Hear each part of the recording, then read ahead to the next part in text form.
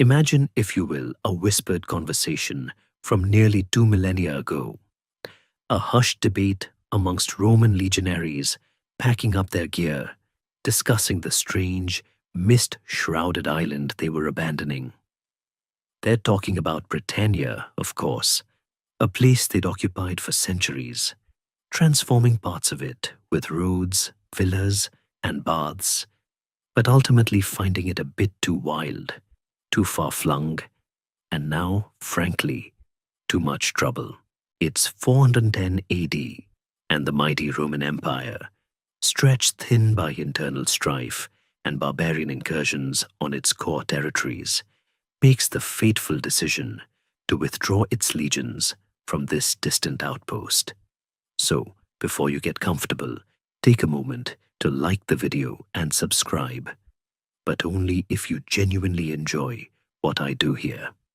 I sincerely apologize for the annoying ads. They're a necessary evil to help support the channel's development and bring you more content like this. This departure wasn't a sudden, dramatic exodus, mind you. It was more like a slow, creaking withdrawal, a gradual unwinding of centuries of Roman influence, leaving behind a power vacuum as vast and unsettling as the British winter sky. Now, this isn't to say that all the Romans simply packed their bags and sailed away.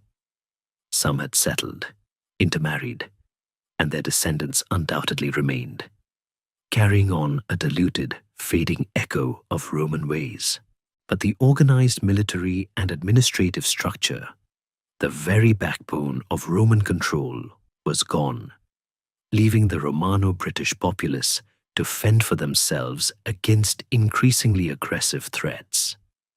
They were no longer under the benevolent, if sometimes heavy, hand of Rome and the native Britons, who had, for generations, relied on Roman protection, now found themselves dangerously exposed.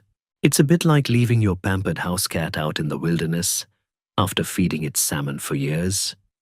Sure, it might have some instincts, but the real world is a harsh teacher, and harsh it was. The Picts from the north, ever a thorn in Rome's side, and the Scotti from Ireland, began to raid with renewed ferocity, plundering settlements and carrying off captives. But the most significant threat, the one that would fundamentally reshape the island's identity, came from across the North Sea, the Anglo-Saxons. These were Germanic tribes, Angles, Saxons, and Jutes primarily, who had, for some time, been making sporadic raids on the eastern and southern coasts of Britain. Initially, some Romano-British leaders, desperate for protection, invited these fierce warriors to serve as mercenaries, hoping to pit them against the northern raiders. Historians still argue whether this was a strategic masterstroke or an act of profound naivety. It seems, in retrospect, a bit like inviting a wolf into the sheepfold to protect against a fox. What began as a trickle of mercenary settlements soon became a flood of migration and conquest. Wave after wave of Anglo-Saxons arrived, driven by population pressures, a desire for new lands, and perhaps a touch of good old-fashioned wanderlust. They weren't just warriors. They were farmers, artisans, and families looking to build new lives.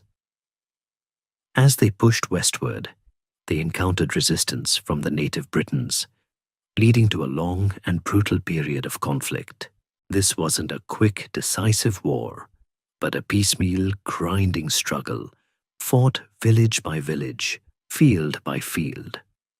The archaeological record shows evidence of destruction and abandonment of Roman sites, replaced by distinct Anglo-Saxon settlements, often with entirely new place names. It's a fascinating thought, isn't it? How the names of our towns and rivers can tell us stories of ancient conquests. Think of places ending in ton, town, or ham, homestead. those are often Anglo-Saxon fingerprints. The Britons, despite their initial Romanization, were largely disunited, lacking a centralized authority to effectively counter the organized, if disparate, Anglo-Saxon forces. Legends, of course, speak of figures like King Arthur, a heroic leader who supposedly united the Britons and held back the invaders. But concrete historical evidence for his existence remains elusive, lost in the mists of time and the fires of war. Still, the idea of a noble, embattled king leading his people against overwhelming odds certainly makes for a better bedtime story than simply, "And then they were conquered," doesn't it? The Britons were gradually pushed westward into what we now know as Wales, Cornwall, and parts of Scotland, their language and culture surviving in these more remote, defensible areas. The ancient Brythonic tongue, once widespread, contracted significantly, giving way to the developing Old English of the newcomers. The Anglo-Saxons, meanwhile, didn't arrive as a single unified force. They were distinct tribes with their own leaders and customs, and as they settled, they established a series of independent kingdoms across the land. This period saw the emergence of what historians later termed the Heptarchy, a slightly misleading term meaning 7 kingdoms, as the number and power of these kingdoms fluctuated constantly. You had mighty Northumbria in the north, stretching from coast to coast, Mercia in the Midlands, a powerful, often aggressive force, East Anglia on the eastern coast, and in the south, Wessex, Sussex, Essex, and Kent. Each of these kingdoms vied for dominance, engaging in alliances, betrayals, and endless skirmishes, all trying to establish themselves as the Bretwalda, or Britain ruler, a kind of overlord who held sway over the others. It was a bit like a medieval game of Risk, only with more actual blood and slightly less strategy, perhaps. The landscape, once crisscrossed by Roman roads, began to revert in places to wild woodland and marsh, interspersed with these new, often palisaded, Anglo-Saxon villages and halls. Life became more localized, more agricultural, and certainly less cosmopolitan than under Roman rule. But a distinct new culture, one that would become the foundation of England, was slowly, inexorably, beginning to take root in the soil. As the Anglo-Saxon kingdoms solidified their grip on the land, carving out territories and defending their borders with a ferocity that would make a modern-day homeowners association meeting look like a tea party. The spiritual landscape of Britain was also undergoing a profound transformation. Before the arrival of Roman Christianity, the native Britons had practiced various forms of paganism, often centered around natural forces, sacred groves, and mysterious deities, elements that still echo in some of our folk tales today. The Romans, when they arrived, brought Christianity with them, and for a time it coexisted with, or sometimes superseded, the older beliefs, especially in urban centers. But with the Roman withdrawal and the subsequent Anglo-Saxon invasions, much of this early Christian presence in the newly formed Anglo-Saxon kingdoms faded, replaced by the polytheistic Germanic paganism of the newcomers, a religion rich with gods like Woden, Thuna, and Tu, whose names, interestingly enough, still grace our days of the week: Wednesday, Thursday, and Tuesday. Imagine 1,000 years ago, someone arguing about the best day for a feast, perhaps saying, "Well, Thunos Day sounds like it'll bring a good storm for the crops, doesn't it?" Yet even as Anglo-Saxon paganism held sway, the seeds of Christianity, though seemingly trampled, were not entirely eradicated. In the western reaches, particularly in Ireland, Scotland, and Wales, Celtic Christianity continued to thrive, developing its own unique practices and monastic traditions, often distinct from the Roman form.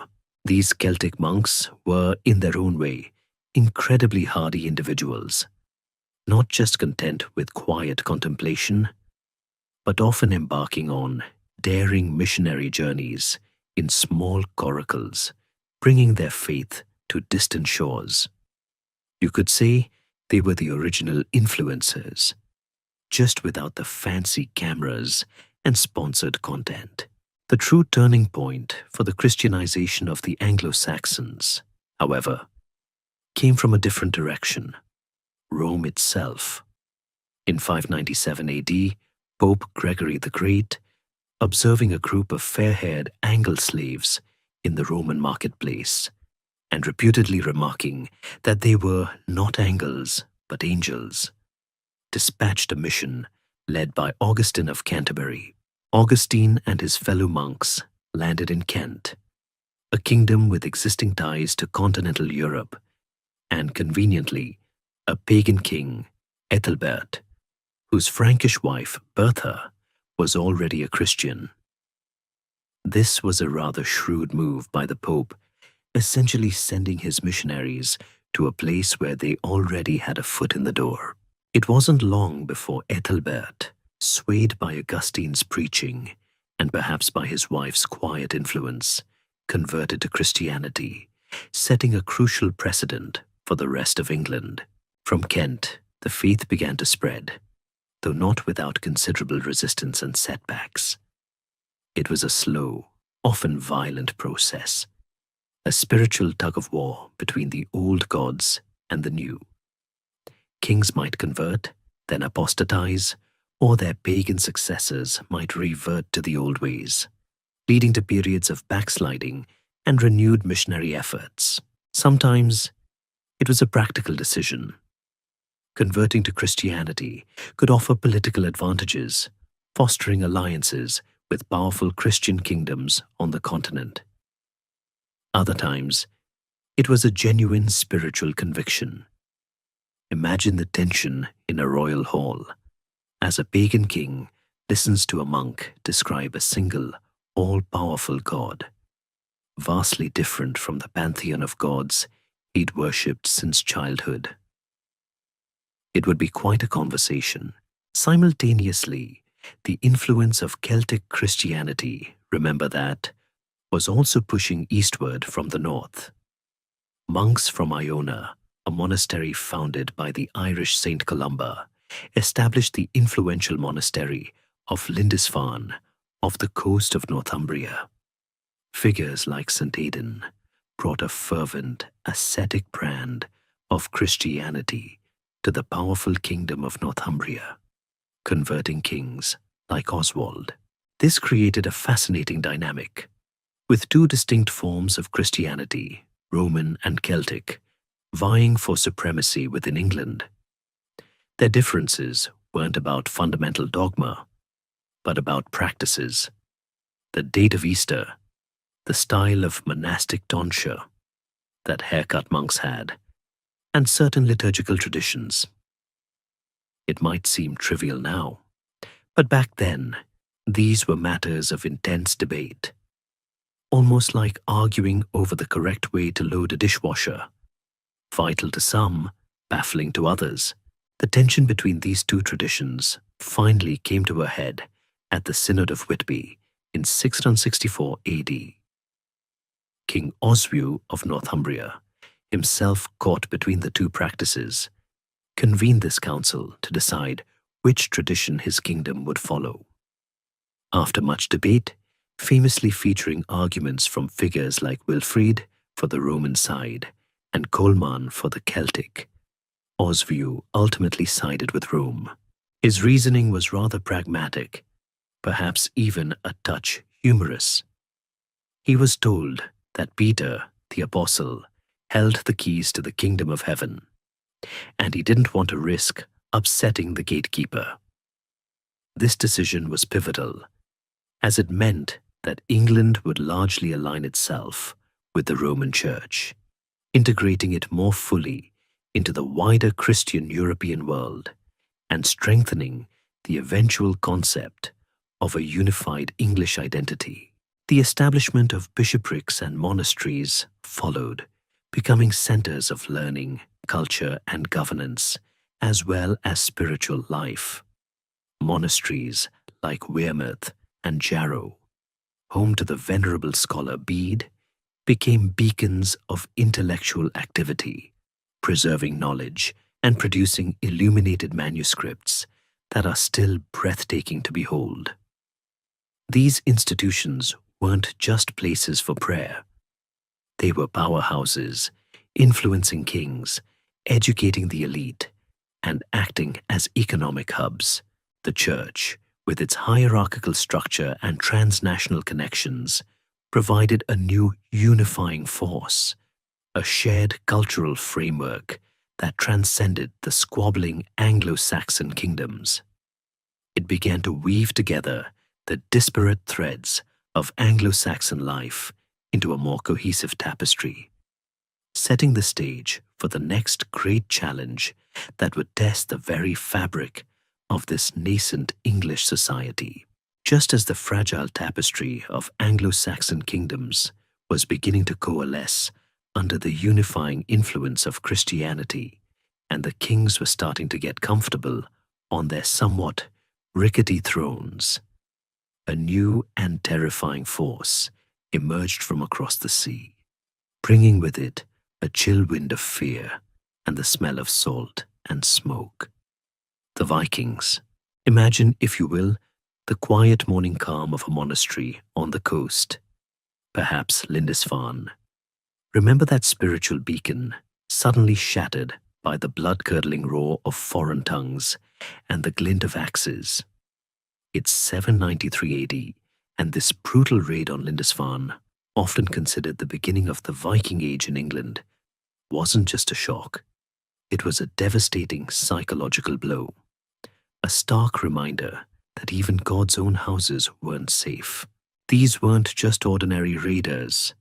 They were pagan warriors, seemingly without mercy, striking fear into the hearts of a Christianized land.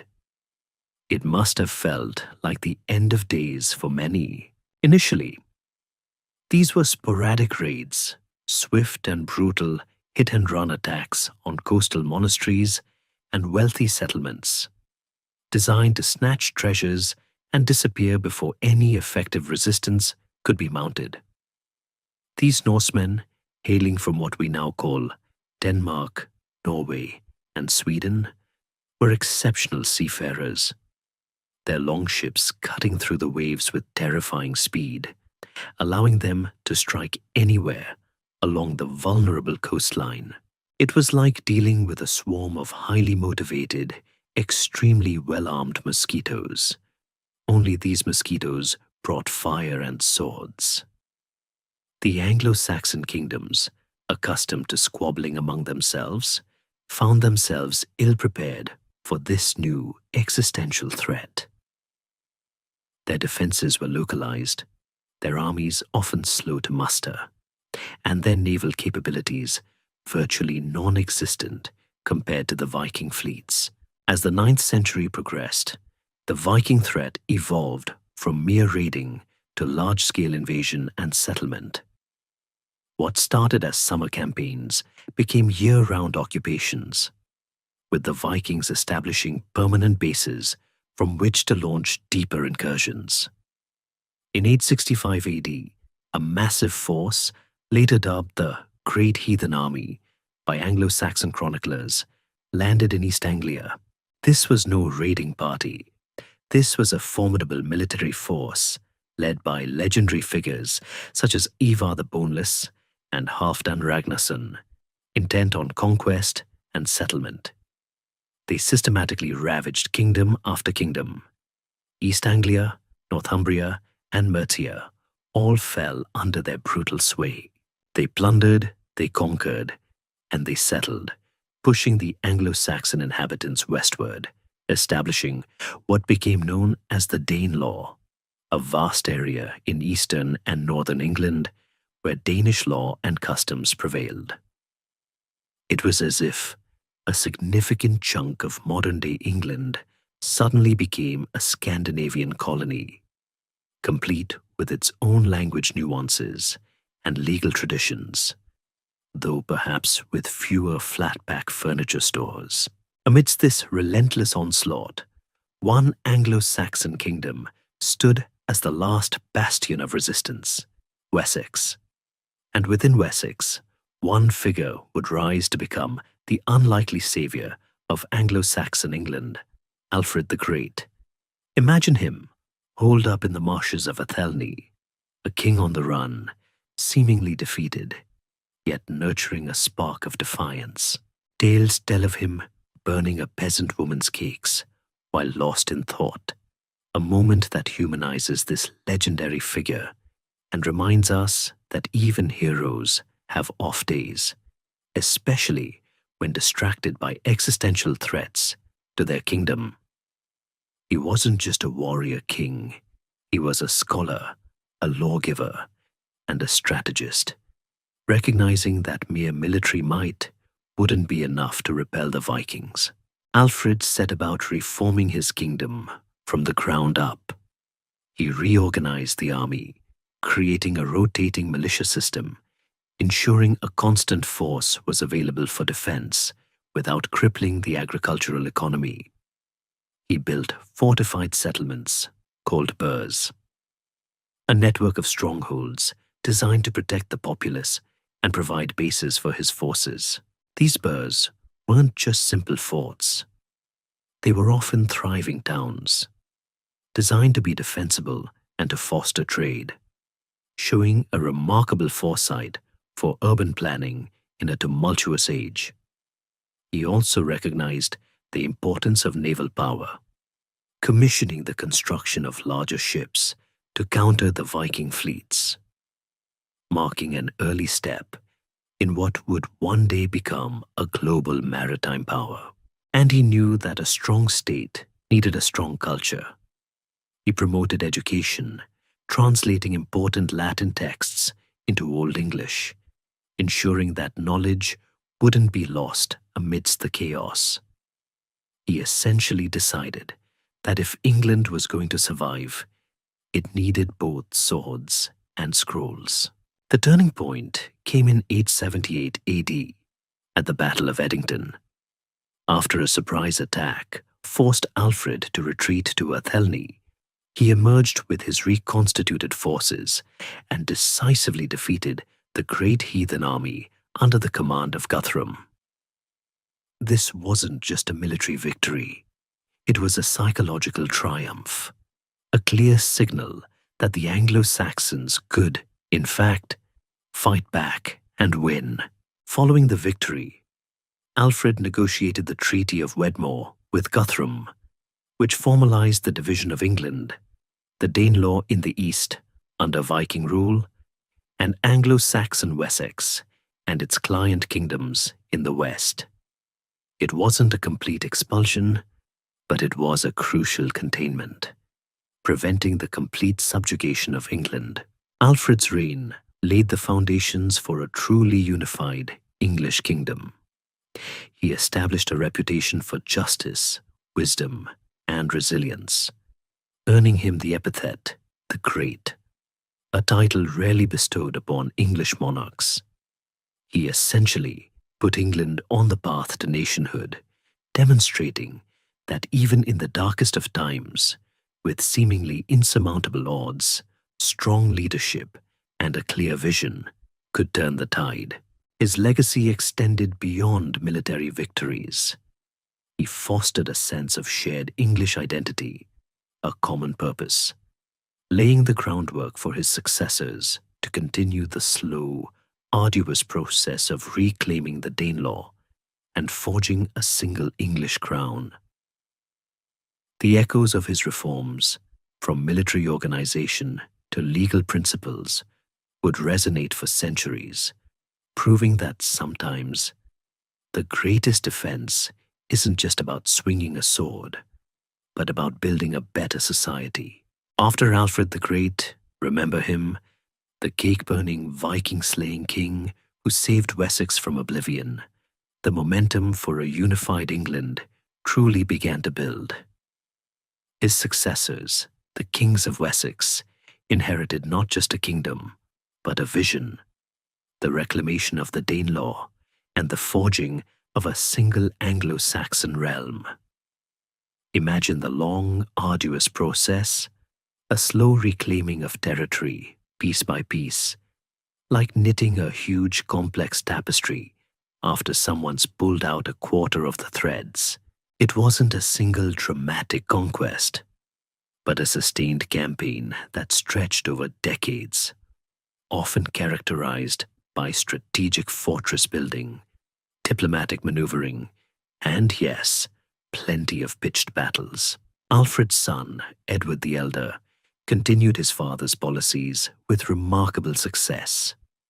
He, along with his formidable sister, Ethelfled, Lady of the Mercians.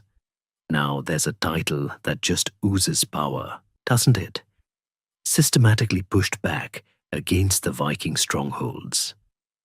Ethelfled, in particular, was an extraordinary figure for her time, a female military leader and strategist who commanded armies, built burhs, and effectively governed Mercia. It's a compelling thought. A woman, in the early 10th century, holding her own against Viking warlords and male Anglo-Saxon kings, proving that leadership isn't just about brawn. She recaptured Derby and Leicester from the Danes, expanding Anglo-Saxon control and demonstrating a strategic brilliance that rivaled any king. Her death in 918 AD saw Mercia absorbed into the direct rule of Wessex, further consolidating the kingdom. Edward the Elder continued the push, and by his death, much of England south of the Humber was under direct Anglo-Saxon control.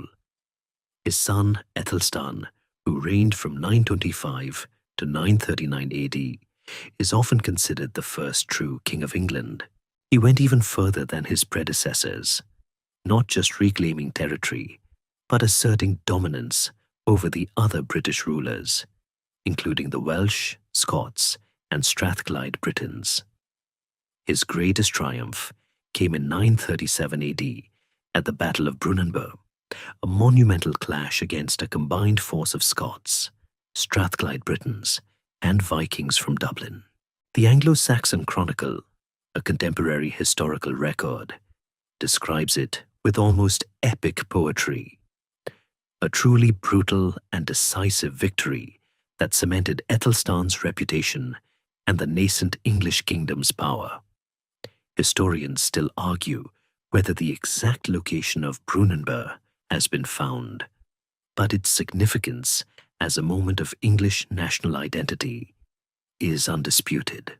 Under Ethelstan and his immediate successors, such as Edgar the Peaceful, who reigned in the latter half of the 10th century, England enjoyed a period of relative stability and prosperity. This was the golden age of Anglo-Saxon England, a time of flourishing monasticism, impressive artistic production, particularly in manuscript illumination and metalwork, and the development of a sophisticated administrative system. The kingdom was divided into shires, which were further subdivided, and royal authority, though still somewhat decentralized, was gaining strength. They even had a standardized currency, which, let's be honest, makes life a whole lot easier for everyone, whether you're a king or a humble farmer trying to buy a particularly fluffy sheep. However, this period of relative calm was not destined to last. As the new millennium approached, a familiar threat re-emerged from across the North Sea. But this time, it was different. The Viking raids of the late 10th century were not just random plundering. They were organized, large-scale campaigns, often led by powerful Scandinavian kings seeking tribute and eventually conquest. These weren't the disorganized war bands of the past. These were professional armies. The king who faced this renewed onslaught was Ethelred II, famously, or perhaps infamously, known as Ethelred the Unready. Now, that epithet, unready, doesn't mean he was unprepared in the modern sense of the word. It's a mistranslation of the Old English unread, meaning no counsel or ill-advised, implying he was poorly advised or made poor decisions. And unfortunately for Ethelred, the historical record suggests he often did. His reign, which spanned from 978 to 1016 AD, was largely characterized by a series of disastrous attempts to repel the Danes. Instead of fighting them head-on, Ethelred often resorted to paying vast sums of tribute, known as Danegeld, to the Viking leaders in exchange for peace. It was a strategy born of desperation, a bit like trying to pay off a persistent housefly with tiny bits of sugar. It might work for a moment, but it ultimately just attracts more flies. While it sometimes brought temporary respite, it only encouraged further attacks. As the Danes quickly learned that England was a rich source of easy money, imagine the frustration of the ordinary English farmer, toiling away, only to have a significant portion of his hard-earned produce taken to pay off invaders who would just come back next year. The situation escalated dramatically. In 1002, Ethelred, in a moment of panic and perhaps poor judgment, ordered the St. Brice's Day massacre, a widespread killing of Danes living in England. This act of ethnic cleansing was a monumental blunder, providing a potent justification for full-scale invasion by the Danish king Sweyn Forkbeard, whose sister was among those killed. Sweyn launched a devastating campaign that brought England to its knees. Ethelred eventually fled to Normandy, leaving England to be conquered by Sweyn. Though Sweyn died shortly after, his son Nut, later known as Nut the Great, completed the conquest. After a complex series of struggles, including Ethelred's brief return and death, Nut emerged victorious in 1016, becoming King of England. This marked a profound shift. England, forged under Anglo-Saxon kings, now found itself ruled by a Dane. Nut, however, proved to be a surprisingly effective and benevolent ruler, at least for a Viking conqueror. He managed a vast North Sea empire, encompassing England, Denmark, and Norway, and brought a period of peace and stability to England after years of turmoil. He even went on a pilgrimage to Rome, a sign of his embrace of Christian kingship. It was a bizarre twist of fate, but under Canute, England, for a time, was a part of a powerful Scandinavian empire, showing just how fluid and interconnected the medieval world truly was. This set the stage for yet another complex succession crisis, one that would, in time, lead to an event that forever changed the course of English history. Nut the Great, the Viking king, who had made England the jewel in his North Sea empire, passed away in 1035, and as often happens when a strong ruler departs the stage, his empire, much like a poorly constructed Jenga tower, began to wobble precariously. His sons squabbled over the succession, leading to a period of instability and brief reigns that felt more like musical chairs than stable monarchy. After a few short years of this uncertainty, the Anglo-Saxon line was briefly restored to the throne with the accession of Edward the Confessor in 1042. Imagine the collective sigh of relief, or perhaps a skeptical shrug, from the English nobility. A return to the old ways, a son of Ethelred, the Unready, no less. Edward was a pious and rather ascetic king, more interested in saints and spiritual matters than the rough and tumble politics of ruling. He spent much of his youth in exile in Normandy, and this Norman upbringing would prove to be a crucial, indeed catastrophic, detail for England's future. He had no children, and this lack of an heir became the ticking time bomb at the heart of his reign. As Edward grew older, the question of succession became increasingly urgent, a persistent hum in the background of courtly life that would eventually explode into outright conflict.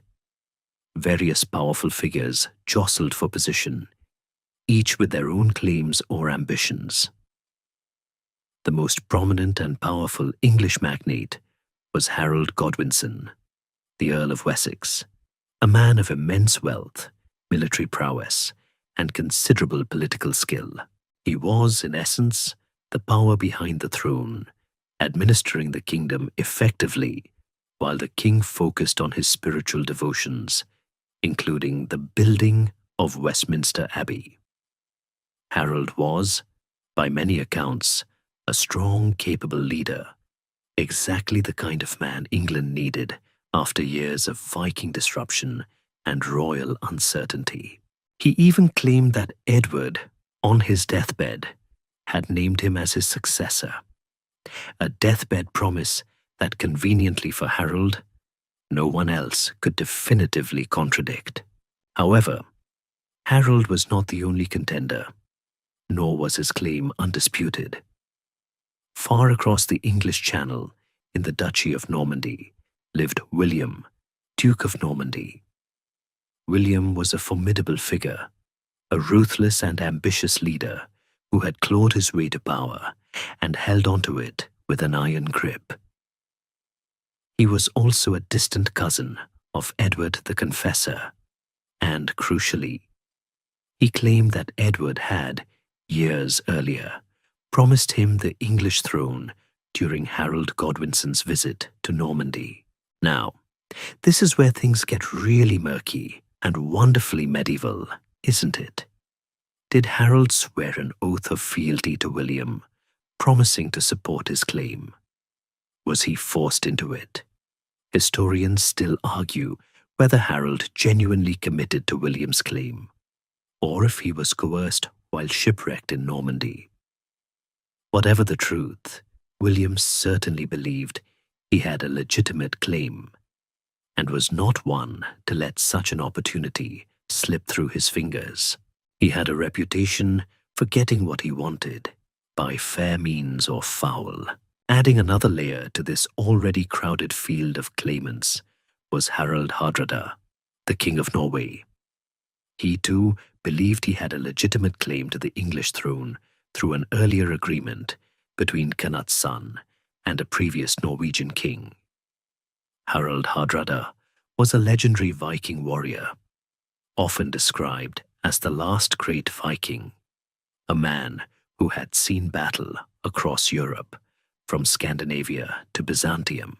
He was a force to be reckoned with, and he wasn't about to let an opportunity for conquest pass him by. It's like a medieval reality TV show, with 3 alpha males vying for the grand prize of England. When Edward the Confessor finally died in January 1066, the stage was set for one of the most pivotal years in English history. The Witan, the council of leading Anglo-Saxon nobles, immediately elected Harold Godwinson as king, crowning him swiftly in Westminster Abbey. This rapid coronation was likely an attempt to present a united front and preempt any challenges. For a brief moment, it seemed Harold had secured the crown, but William of Normandy was not one to be easily deterred. He immediately began planning his invasion, meticulously gathering ships, supplies, and an army composed of Normans, Bretons, Flemings, and mercenaries from across Europe. He also shrewdly secured the blessing of the Pope, portraying his invasion as a holy crusade against a perjurer. Harold, who he claimed broke his oath, and a corrupt English church. Meanwhile, Harold Hardrada, in alliance with Harold Godwinson's disgruntled brother, Tostig Godwinson, launched his own invasion of northern England. This was a stroke of strategic genius for William, or perhaps just incredibly good timing, as it forced Harold Godwinson to make an agonizing choice. Harold, despite his relatively new kingship, acted with astonishing speed and decisiveness. He marched his army, composed largely of foot soldiers, over 185 miles north in just a few days, covering ground that would make modern logistics teams weep. On September 25th, 1066, at the Battle of Stamford Bridge, Harold's English forces completely annihilated the Norwegian invasion force. Harold Hardrada was killed, along with Tostig, and the Viking threat to England was, for all intents and purposes, finally ended. It was an incredible victory, a testament to Harold's leadership and the endurance of his men. Imagine the relief, the sheer exhaustion, and the brief moment of triumph that must have swept through the English camp. However, this victory came at a terrible cost. Just days later, on September 28th, William of Normandy landed unopposed at Pevensey Bay in Sussex, having waited patiently for the opportune moment.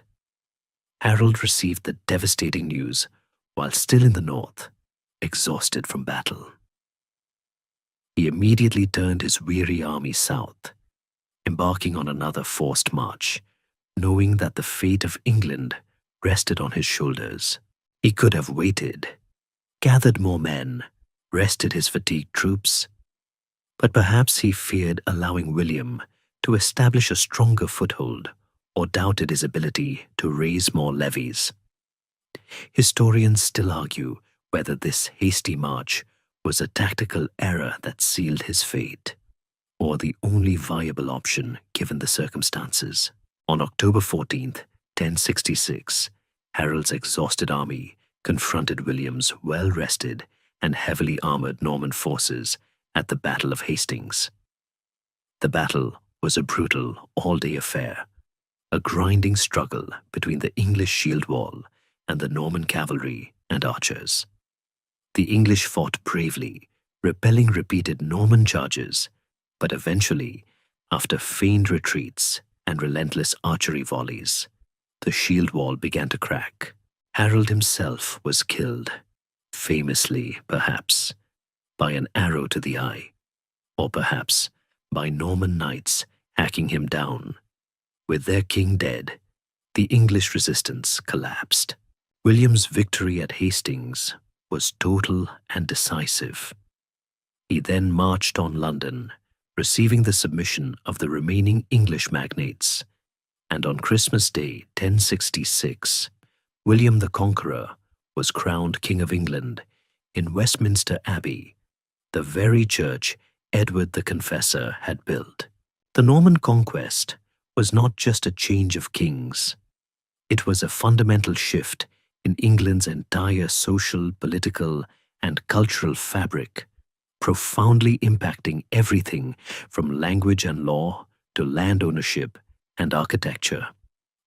The Anglo-Saxon era, with its rich culture and ancient traditions, had abruptly come to a violent end, ushering in a new Norman-French-dominated age.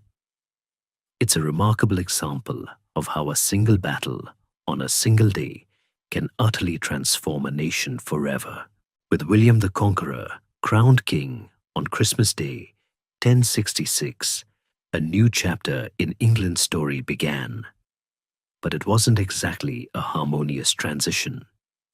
Imagine the collective grumbling, perhaps even outright rebellion, from the Anglo-Saxon elite who had just seen their king fall, and a foreign invader seize the throne.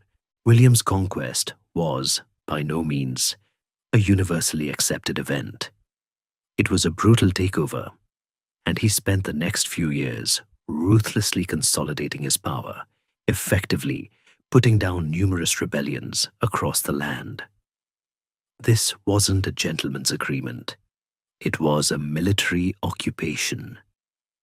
He crushed dissent with an iron fist, earning himself a rather fearsome reputation. For instance, the infamous harrying of the North in 1069-70 saw William devastate vast swathes of northern England to suppress local uprisings, leading to widespread famine and death. It was a scorched earth policy designed to break the spirit of resistance, and it certainly worked, albeit at a terrible human cost. One can almost hear the desperate whispers of the surviving Anglo-Saxons hiding in the ruins of their homes, wondering if the world had simply turned upside down. The most significant and lasting impact of the Norman Conquest was the complete overhaul of England's existing social and political structures, effectively replacing the Anglo-Saxon elite with a new Norman aristocracy. William immediately embarked on a systematic process of land confiscation, seizing the estates of Anglo-Saxon nobles who had fought against him at Hastings, or who subsequently rebelled. These vast tracts of land were then redistributed to his loyal Norman followers, creating a new landed gentry entirely beholden to the king. This was feudalism, Norman style, imposed from the top down with breathtaking efficiency. The English peasantry, the vast majority of the population, found their old Anglo-Saxon lords replaced by Norman overlords, often speaking a different language and bringing with them different customs. It must have felt like a massive corporate takeover, only with more swords and less severance pay. This new feudal system wasn't just about land ownership. It was a hierarchical pyramid of loyalty and service. At the very top was the king, who theoretically owned all the land. He granted large parcels, known as fiefs or baronies, to his most trusted Norman barons in exchange for military service, knights, counsel, and financial aid. These barons, in turn, subgranted portions of their land to lesser knights and vassals who owed them similar services. At the bottom of this pyramid were the peasants, or serfs, who were tied to the land, working for their lord in exchange for protection and a place to live. It was a highly organized system, designed to ensure loyalty and military readiness, but it also meant that power was incredibly concentrated in the hands of a few. Historians still argue whether the English feudal system was a direct import from Normandy or a more complex adaptation of existing Anglo-Saxon structures, but its impact on medieval English society was undeniable. One of William's most extraordinary achievements, and perhaps one of the most remarkable administrative feats of the entire medieval period, was the commissioning of the Domesday Book. Imagine, if you will, thousands of royal commissioners fanning out across England, knocking on every door, asking about every single piece of land, every pig, every plough, every person. Completed in 1086, this massive survey was a comprehensive inventory of all land and property in England, detailing who owned what its value was, what resources it had, and what taxes it had paid before the conquest. It was, in essence, a giant spreadsheet of the entire kingdom, an unparalleled record of medieval life. The very name Domesday derives from the Anglo-Saxon word for doom or judgment, reflecting the absolute and unappealable nature of its findings, much like the final judgment of God. Why did William undertake such a monumental task? Primarily, it was for practical reasons: to assess his new kingdom's wealth, to ensure proper taxation, and to understand the resources available for military service. He needed to know exactly what he had conquered and what he could extract from it. It also served to legitimize his rule, as it provided a clear and undeniable record of ownership, confirming the new Norman landholdings. It was a statement of absolute control, a tangible manifestation of his conquest, proving that every corner of England was now under his watchful eye.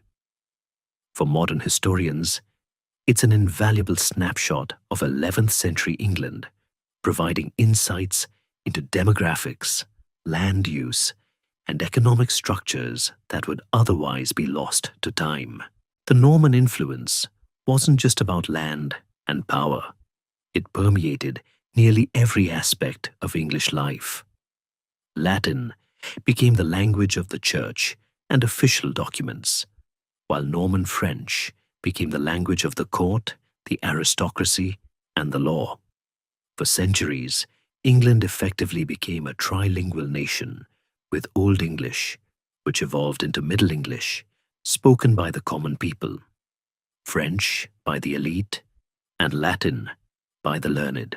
This linguistic blend explains why modern English has so many words of French origin, particularly in areas related to government, law, and high culture. Think of words like parliament, justice, jury, beef, from beef, and pork, from pork, all French imports. Meanwhile, the humble English pig, still rooted in the land, kept its Anglo-Saxon name. It's a subtle but persistent reminder of that cultural fusion, or perhaps collision.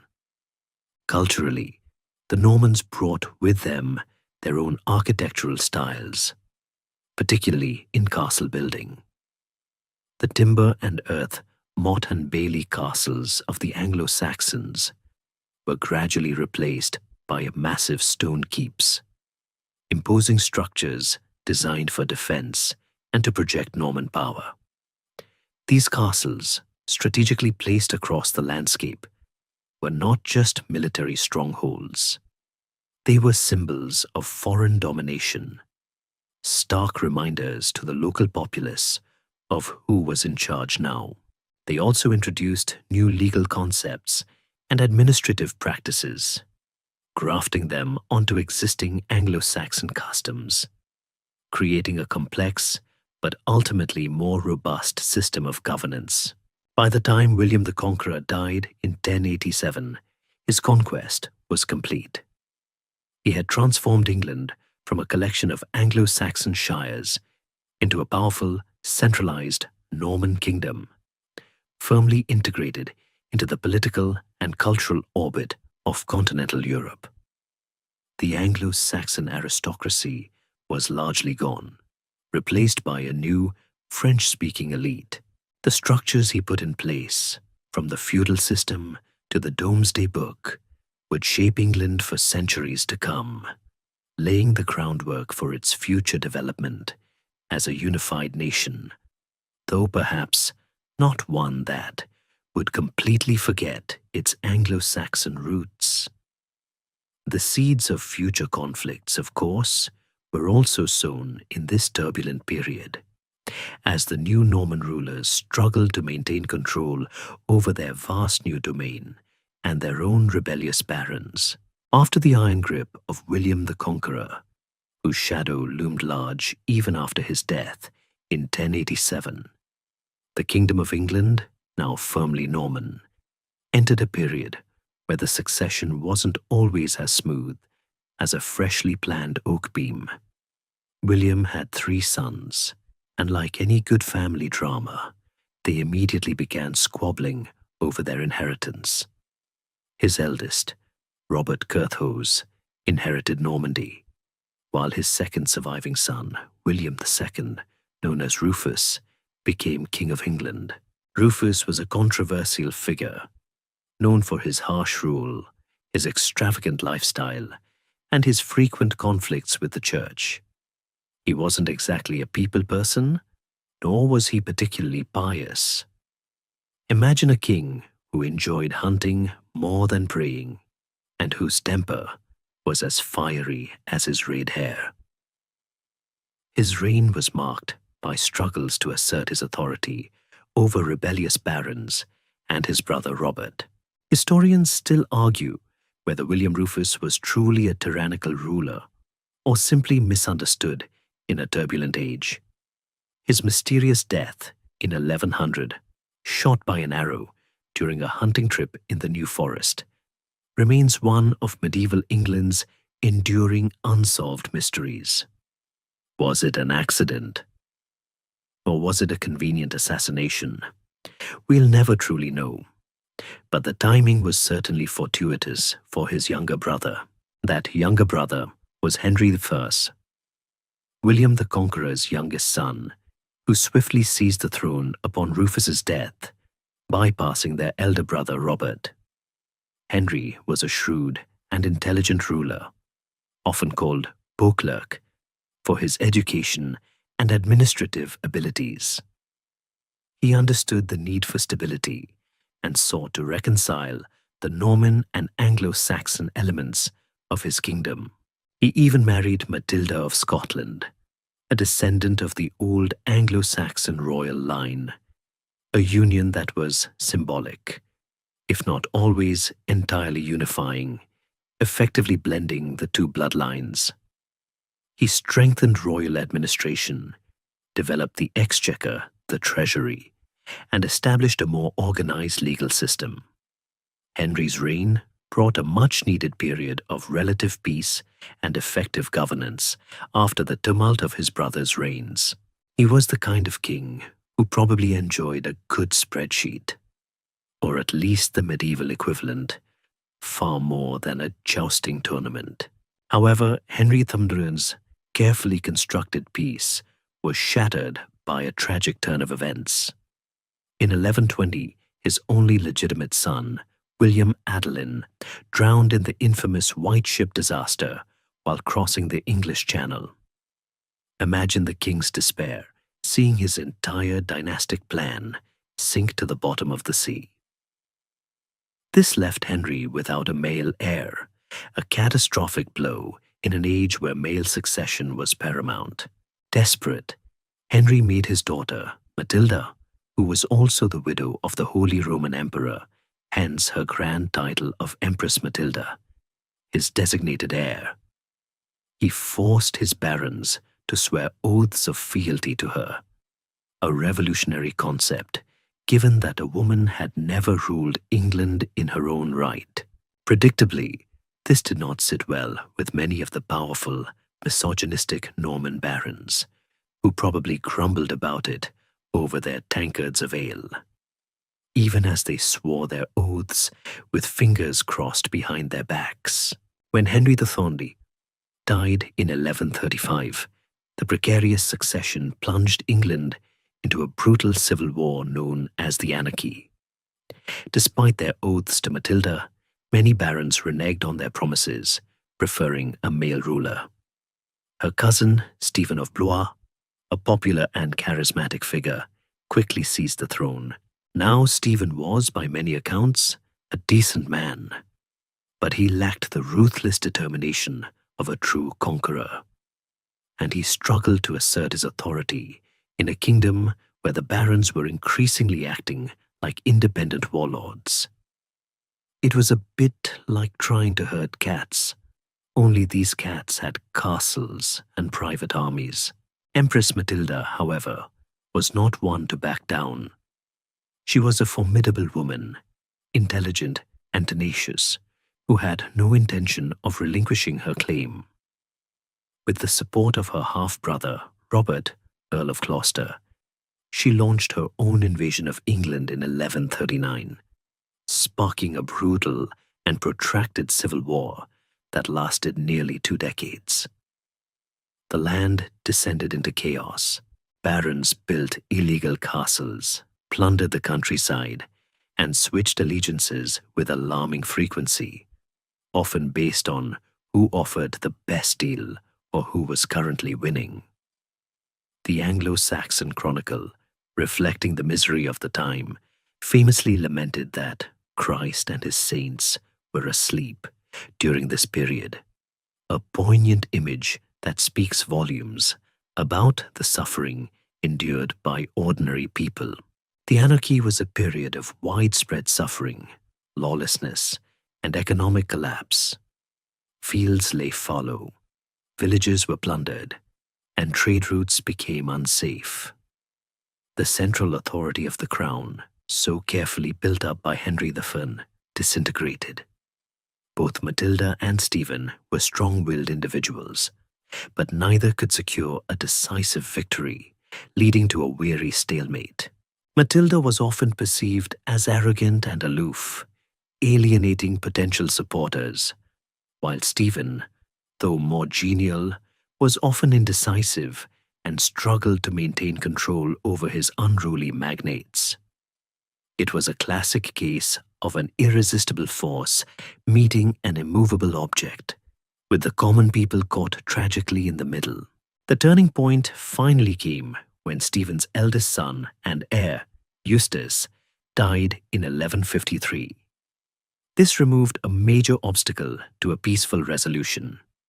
Exhausted by years of war, Stephen and Matilda's son, Henry Plantagenet, reached an agreement known as the Treaty of Winchester, also sometimes called the Treaty of Wallingford or Westminster. Under this treaty, Stephen would remain king for the remainder of his life, but Henry Plantagenet was recognized as his heir.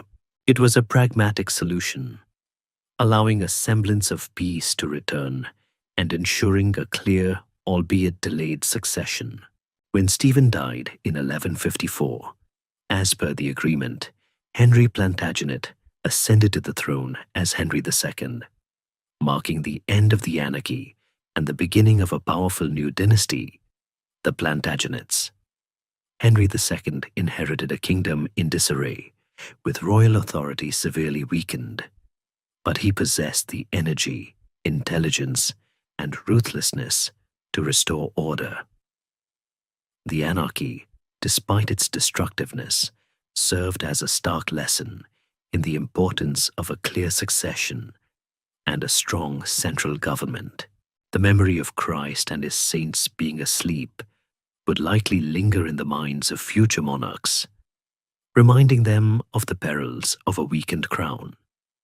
Henry II, with his sharp legal mind and formidable presence, was precisely the king needed to rebuild the foundations of English governance and extend royal power far beyond what it had been before the chaos. The stage was set for a new era of reform and expansion, with the tumultuous period of the anarchy finally drawing to a close and a collective sigh of relief echoing across a battered England. Henry II ascended the throne in 1154, a monarch unlike any before him. Imagine a man of restless energy, sharp intellect, and a famously terrible temper, constantly on the move, overseeing a vast dominion that stretched far beyond England's shores. He wasn't just King of England. Through inheritance and marriage, he was also Duke of Normandy and Aquitaine, Count of Anjou and Maine, and Lord of Brittany. This vast territory, stretching from the Scottish borders to the Pyrenees, was known as the Angevin Empire, named after his family's ancestral home of Anjou. It was an empire whose heart lay in France, a fascinating twist for a King of England, and it meant that Henry spent a considerable amount of time away from England, managing his continental possessions. This was a king who preferred the saddle to the throne, constantly traveling, constantly working, a true medieval workaholic. Henry II's primary task upon taking the throne was to restore order to a kingdom ravaged by nearly 2 decades of civil war.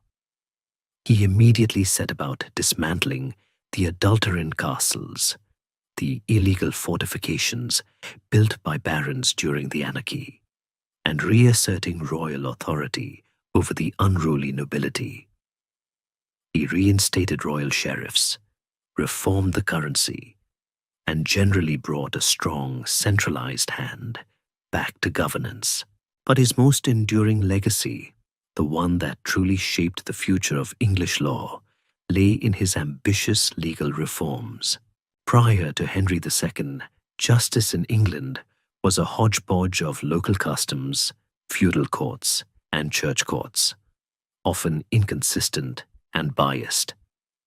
If you were a peasant, your justice probably depended on the whim of your local lord. Henry, with his keen legal mind, sought to create a more unified and royal system of justice that would be accessible to all free men and strengthen the power of the crown. He began to send out royal judges, known as justices in eyre, on regular circuits throughout the country, bringing royal justice directly to the people. This was a revolutionary concept, bypassing local lords and establishing a direct connection between the individual and the king's law. Imagine the surprise of a local baron used to ruling his domain with absolute authority, suddenly having a royal judge appear, demanding accountability. It was a subtle but effective way of chipping away at feudal independence. One of his most significant innovations was the increased use of the jury system. While juries had existed in various forms before, Henry greatly expanded their role, particularly in land disputes, instead of relying solely on trial by combat or ordeal, which, let's be honest, probably just meant the strongest or luckiest person won. Henry introduced the concept of the grand assize, allowing a group of local sworn men to determine rightful ownership of land. Later, the use of juries would expand to criminal cases, with a presenting jury, similar to a grand jury, accusing individuals, and a trial jury determining guilt or innocence. This move towards trial by one's peers was a fundamental step towards modern legal systems, a far cry from the rather arbitrary methods that came before. So, you're saying a group of my neighbors, who probably know me, get to decide if I stole that pig. Sounds democratic for the time. However, Henry's most famous and ultimately tragic conflict arose from his desire to assert royal authority over the church. The church in medieval England was a powerful, independent institution with its own courts and laws, canon law, and its own jurisdiction over clergy. This meant that clergy accused of crimes were tried in church courts, where punishments were often much lighter than in royal courts, sometimes leading to what was known as benefit of clergy, allowing criminals to escape harsher secular sentences. Henry found this unacceptable, believing that all subjects, including clergy, should be subject to royal justice. His clash with Thomas Becket, the Archbishop of Canterbury, is one of the great dramas of medieval history. Becket had been Henry's close friend and chancellor, a loyal royal servant who enjoyed a lavish lifestyle. Henry, believing Becket would support his reforms, appointed him Archbishop of Canterbury in 1162. He likely expected Becket to be a royal puppet, a man who would rubber stamp his policies. However, once elevated to his spiritual office, Becket underwent a profound transformation, becoming a fervent defender of church independence, often adopting a rigorous ascetic lifestyle. He refused to agree to Henry's Constitutions of Clarendon, 1164, a document that sought to define and limit the church's judicial powers and bring clergy under royal jurisdiction. The conflict escalated, becoming intensely personal and public. Becket fled into exile in France for several years, constantly appealing to the Pope and undermining Henry's authority. Tensions reached a boiling point in 1170. After a partial reconciliation, Henry famously uttered a frustrated cry, often quoted as, "Will no one rid me of this turbulent priest?" or something to that effect. While probably not a direct order for murder, 4 of Henry's knights took these words literally. They travelled to Canterbury and, on December 29th, 1170, brutally murdered Thomas Becket within his own cathedral, a horrific act that sent shockwaves across Christian Europe. Imagine the scene: a sacred space stained with the blood of an archbishop, a man who had once been the king's closest friend. Becket was immediately revered as a martyr, and his tomb at Canterbury Cathedral became one of the most important pilgrimage sites in Europe, bringing immense wealth and prestige to the cathedral. Henry II was publicly humiliated and forced to do penance, even walking barefoot through the streets of Canterbury and allowing himself to be scourged by monks at Becket's tomb. While he was forced to drop some of his more radical reforms regarding the church, he did ultimately gain a greater degree of control over the appointment of bishops and limited appeals to Rome, showing that even in defeat, he still achieved some of his aims. Despite the Becket debacle, Henry II's legal reforms were incredibly influential and long-lasting. He is often credited with laying the foundations of English common law, a system based on judicial precedent and custom rather than strict legislative codes. His assizes, particularly the Assize of Clarendon, standardized judicial procedures and increased the reach of royal justice throughout the land. This meant that, over time, a consistent body of law emerged, binding everyone, from the lowliest peasant to the most powerful baron. It was a system that, for all its medieval quirks, was a significant step towards a more equitable and unified system of justice, a process that would continue to evolve for centuries, shaping the legal landscape we recognize today.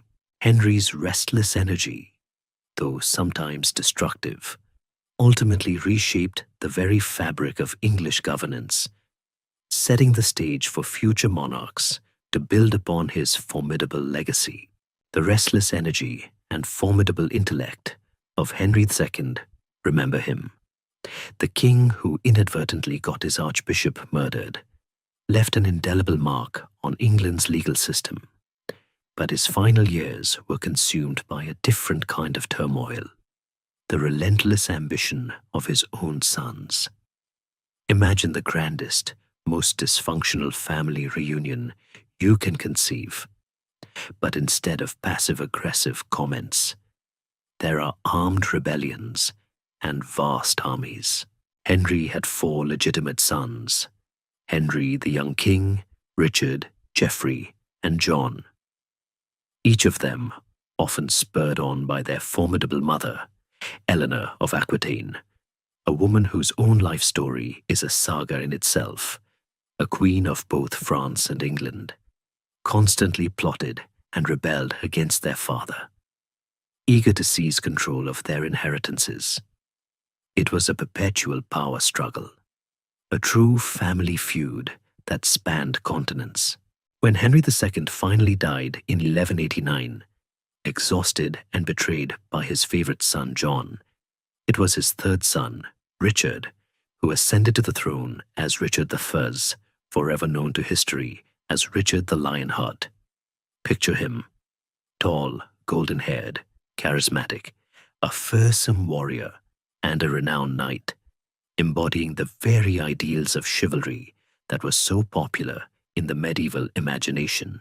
He was, by all accounts, a brilliant military commander, but perhaps less interested in the day-to-day administration of England itself.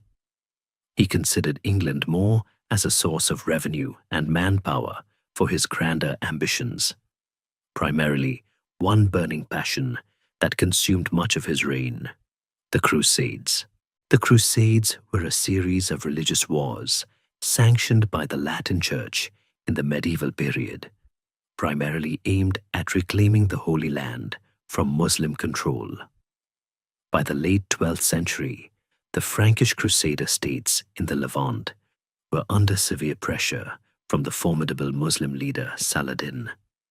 The fall of Jerusalem in 1187, after decades in Christian hands, sent shockwaves throughout Europe and spurred calls for a third crusade.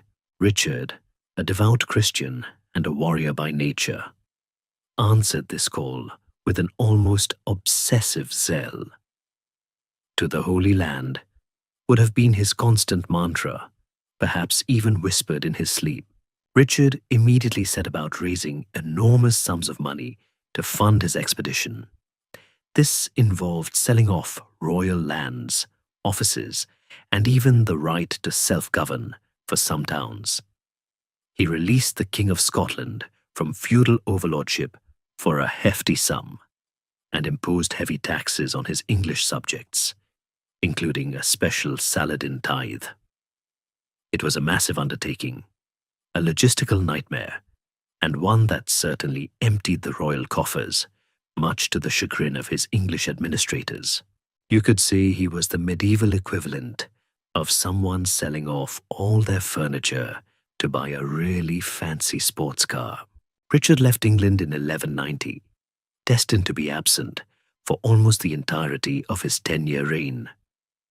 He journeyed to the Holy Land as part of a grand alliance with the French king Philip II Augustus and the Holy Roman Emperor Frederick Barbarossa. However, Frederick drowned en route, and Philip, after some initial cooperation, famously abandoned the crusade and returned to France, often working against Richard's interests. This left Richard as the undisputed leader of the Third Crusade, and he proved his military genius repeatedly. He achieved significant victories, notably the capture of Acre and the decisive Battle of Arsuf in 1191, where his forces inflicted a heavy defeat on Saladin's army. Richard was an expert tactician and a fearsome presence on the battlefield, leading from the front. Imagine the sight of him, lion-hearted indeed, charging into the fray, his distinctive battle axe swinging. Despite his military successes, he was ultimately unable to recapture Jerusalem, primarily due to logistical challenges, a lack of unity among the Crusaders, and the strength of Saladin's defenses.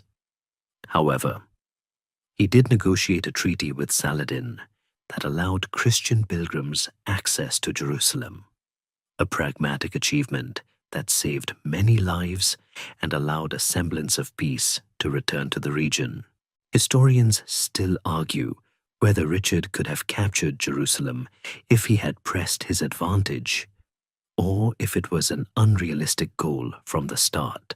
While Richard was off fighting in the Holy Land, England was governed by a series of regents, most notably William Longchamp, the Bishop of Ely and Chancellor, and later his youngest brother John. John, remember him? The Lackland, who betrayed his father, proved himself to be a rather troublesome regent, often plotting with Philip II of France against his own brother. He was constantly trying to seize more power, consolidate his own position, and generally make a nuisance of himself. It's like leaving your younger sibling in charge of your lemonade stand, only to find they've tried to open a rival business down the street. Richard's return journey from the Holy Land was fraught with peril. He was captured in Austria by Duke Leopold IV, whom he had offended during the Crusade, and then handed over to the Holy Roman Emperor Henry VI. Imagine the shock across Europe. The legendary Lionheart held captive. A massive ransom was demanded for his release, an astonishing £100,000 of silver, equivalent to about 2 or 3 years of England's royal income. The English people, despite his long absence and the heavy taxes he imposed, rallied to raise the ransom, demonstrating a powerful, almost mythical loyalty to their absent king. They paid through various taxes, including a tax on income and on land. Richard was finally released in 1194, returning to England to put his affairs in order and confront his scheming brother John, who had been attempting to usurp the throne with French aid. Richard, ever the pragmatist, forgave John, famously saying that John was not a man to be trusted, but a necessary evil. Richard then spent the remaining 5 years of his life largely campaigning in France, fighting Philip II to protect his Angevin territories. He was obsessed with maintaining his continental empire, a testament to the fact that for these Norman kings, England was often just one part of a much larger French-focused domain. In 1199, while besieging the castle of Chalus-Chabrol in Limousin, Richard was struck by a crossbow bolt. The wound festered, and he died shortly thereafter, a rather unglamorous end for such a celebrated warrior. His death brought to the throne his infamous brother, John, whose reign would prove to be one of the most tumultuous and defining periods in English history, ultimately leading to a landmark document that would forever change the relationship between the king and his subjects, a legacy far more impactful than any crusader's exploits. The death of Richard the Lionheart. Remember him, the crusading king who was more interested in the Holy Land than his own, brought his younger, much less heroic brother, John, to the English throne in 1199. Imagine a collective sigh of dread, a subtle shudder running through the kingdom. While Richard was the embodiment of chivalry, John was, well, not. He was notoriously cruel, capricious, and untrustworthy, earning him contemporary nicknames like Lackland, due to his failure to hold on to much of his inherited lands, and later, in some circles, Soft Sword for his military incompetence. His reign would become a masterclass in how not to be a popular monarch, leading to an extraordinary event that fundamentally reshaped the balance of power in England forever. John inherited a vast Angevin empire from his father and brother, stretching across France, but he proved utterly incapable of holding on to it.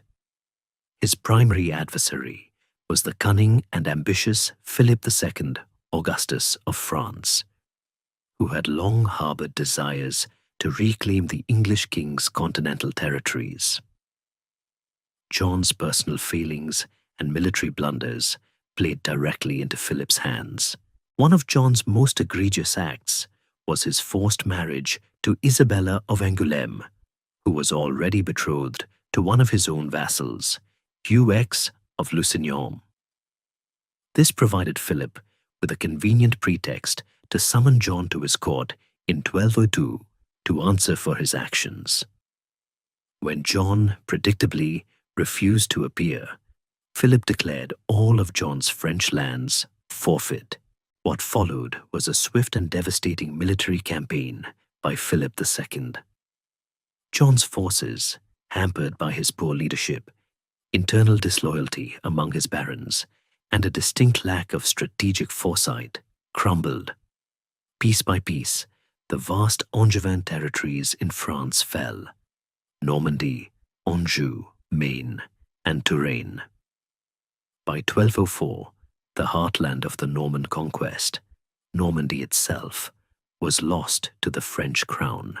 This was a catastrophic blow to the English monarchy, severing the deep ties that had bound England to continental France for over a century and a half.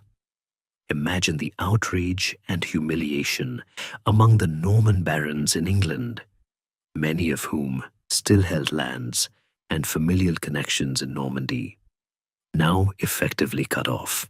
The loss of Normandy was a critical turning point, forcing the English monarchy to focus its attention more squarely on England itself, inadvertently setting the stage for a more unified national identity, albeit one forged in the fires of defeat.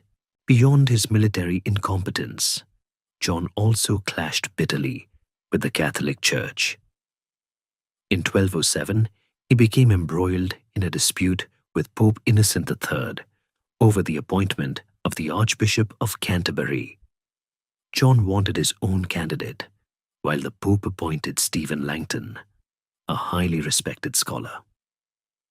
John, in a fit of royal stubbornness, refused to accept Langton, leading Pope Innocent III to place England under an interdict in 1208. Imagine the entire country for 6 long years without church services, baptisms, marriages, or Christian burials. The bells of the churches fell silent, and the sacraments were withheld. It was a terrifying prospect for a deeply religious medieval populace, a spiritual deprivation that caused immense distress. When John remained defiant, the Pope eventually excommunicated him in 1209, effectively declaring him an outcast from the Christian community. This was a profoundly dangerous position for a medieval king, as it could legitimize rebellion and even assassination in the eyes of his subjects. John eventually capitulated in 1213, agreeing to hold England as a feudal fief of the papacy, paying an annual tribute, a deeply humiliating concession that further eroded his prestige among his barons. With his reputation in tatters, his continental lands lost, and his coffers depleted by expensive, ultimately fruitless campaigns to regain his French possessions, John found himself increasingly isolated and unpopular. His constant demands for money, often through arbitrary and oppressive taxes, further alienated his powerful barons. He abused his feudal rights, levied exorbitant fines, and generally behaved like a medieval tyrant with a penchant for petty vindictiveness. Historians still argue whether John was truly as evil as his reputation suggests, or merely an incompetent ruler surrounded by powerful enemies. Whatever the truth, his actions pushed the patience of his barons to its breaking point. Finally, in 1215, a coalition of powerful barons, led by figures like Robert Fitzwalter, rose in open rebellion against John's tyrannical rule. They marched on London, seizing the city and forcing the king to negotiate. What transpired at Runnymede, a meadow beside the River Thames, near Windsor, on June 15th, 1215, was one of the most significant moments in legal and constitutional history, the sealing of Magna Carta. Imagine the scene, a tense standoff between an unwilling king and a formidable group of armed barons, their demands clear and unyielding. Magna Carta, meaning Great Charter, was not initially intended as a document of universal rights, but rather a practical peace treaty, a list of grievances from the barons designed to protect their feudal rights and limit the king's arbitrary power. It included clauses that protected church rights, limited the king's ability to raise taxes without consultation, guaranteed certain legal rights, such as the right to a fair trial by one's peers, and established that the king was not above the law. It was a groundbreaking concept, the idea that even a monarch's power was subject to legal constraints. One of its most famous clauses states, "No free man shall be seized or imprisoned, or stripped of his rights or possessions, or outlawed or exiled, or deprived of his standing in any other way, nor will we proceed with force against him, or send others to do so, except by the lawful judgment of his equals or by the law of the land. Sounds quite revolutionary, doesn't it? Especially for 1215. John, of course, had no intention of abiding by Magna Carta in the long term. As soon as the barons dispersed, he appealed to the Pope, who swiftly annulled the charter, declaring it null and void. This reignited the civil war, known as the First Barons' War. The barons, in desperation, even offered the English crown to Prince Louis of France, the future Louis VIII, who promptly invaded England. The situation was dire for John, but fate intervened. He died of dysentery in October 1216, amidst the ongoing conflict, often attributed to eating too many peaches and drinking too much cider. A rather inglorious end for a king who had brought his kingdom to the brink. John's death, however, proved to be a turning point. With a young 9-year-old son, Henry III, now on the throne, the regents who governed in his name could reissue Magna Carta, appealing to the barons' sense of loyalty and offering a fresh start. Magna Carta, in its various reissues, ultimately became a cornerstone of English law and a symbol of limited government, inspiring future movements for constitutionalism and individual rights across the world. While born out of feudal squabbles, its principles eventually resonated far beyond its initial context, proving that even a document initially signed under duress could grow into something truly foundational. The death of King John, remember him, the king who managed to lose Normandy and was forced to seal Magna Carta, brought a fragile hope of peace to England, a much-needed respite after years of his disastrous reign and the ensuing civil war. His son, Henry III, was just 9 years old when he inherited the throne in 1216. Imagine the challenges of ruling a kingdom in such turmoil with a child on the throne. It's like trying to steer a massive storm-tossed ship with a small child at the helm.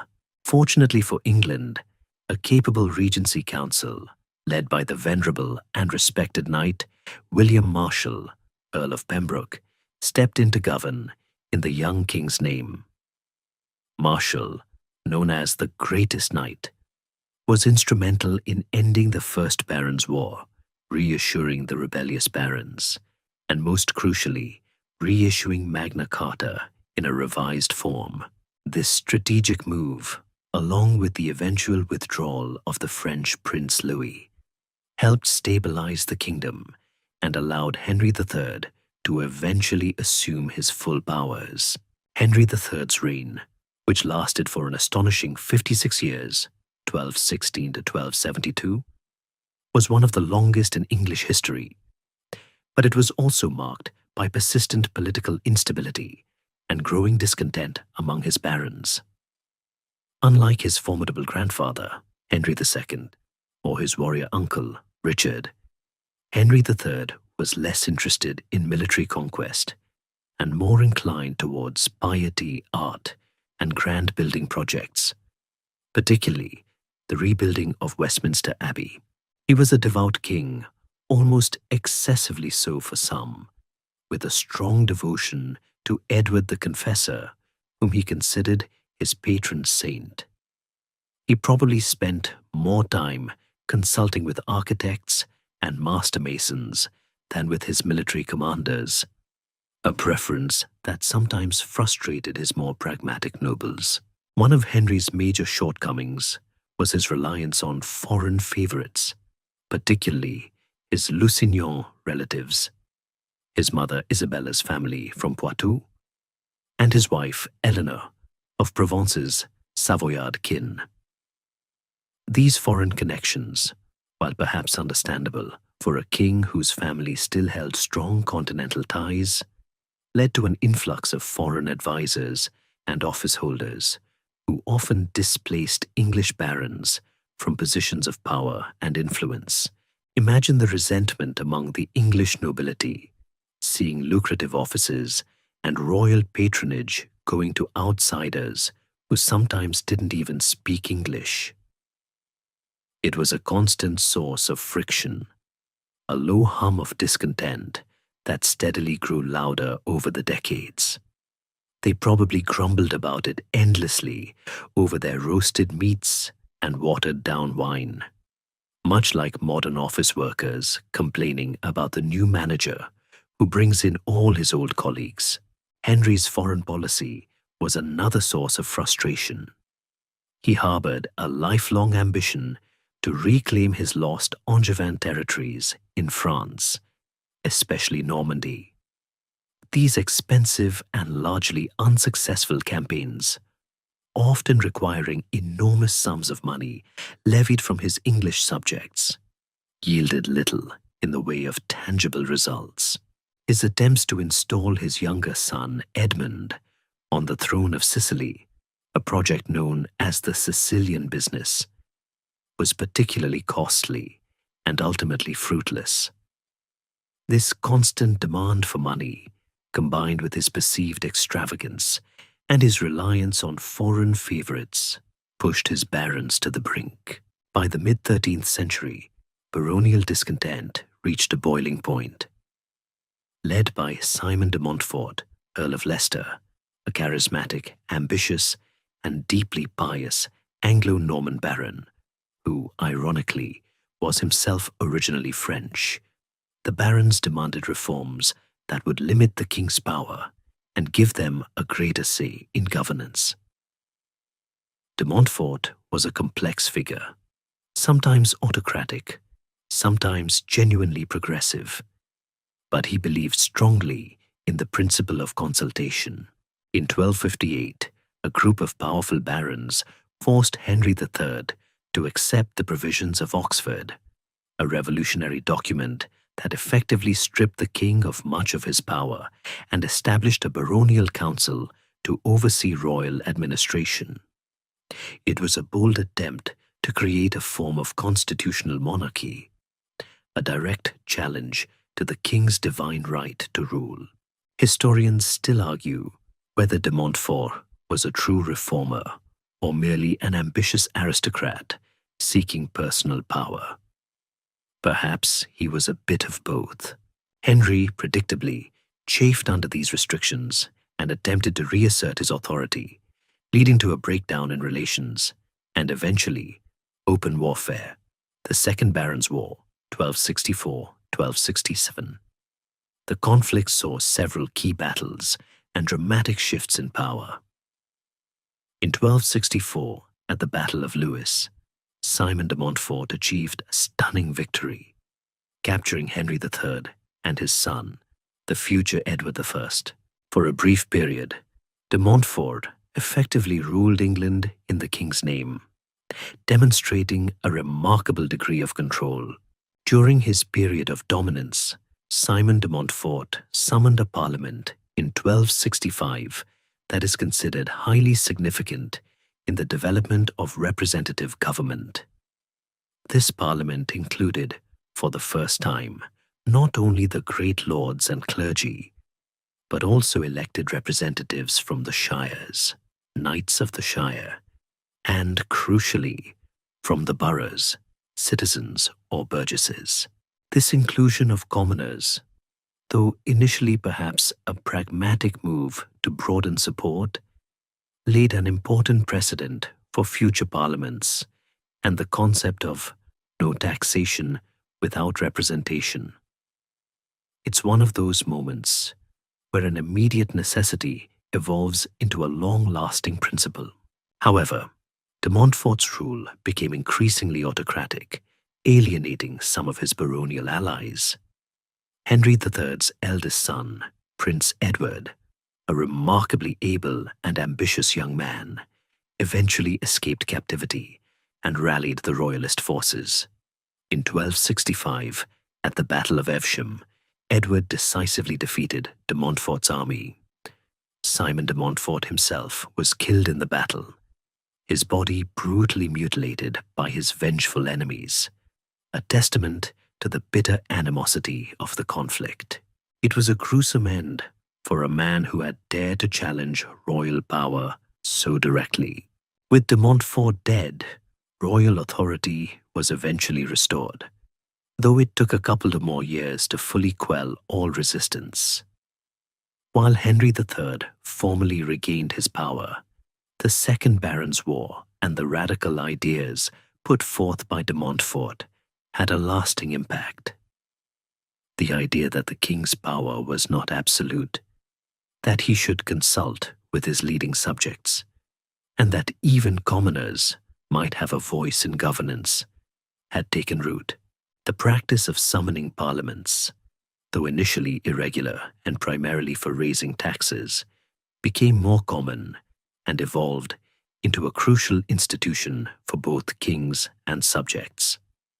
The stage was now set for the next monarch, Henry III's son, the ambitious and formidable Edward I, to take these nascent ideas of governance and, ironically, use them to further consolidate royal power and embark on grand new conquests that would truly shape the map of Britain.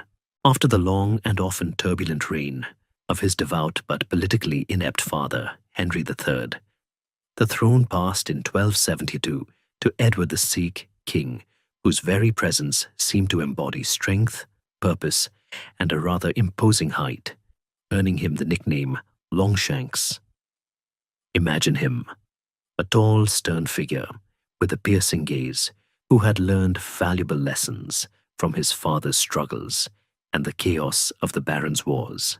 Edward was a pragmatist and a formidable military commander, determined to restore strong royal authority and, crucially, to unite all of Great Britain under a single English crown. If his father was a builder of abbeys, Edward was a builder of castles and a conqueror of nations, forging the very identity of a unified Britain through both law and often brutal force. Edward then immediately set about consolidating royal power, building upon the foundations laid by Henry II's legal reforms. He understood the importance of a strong and centralized legal system, and he continued the work of standardizing laws and procedures.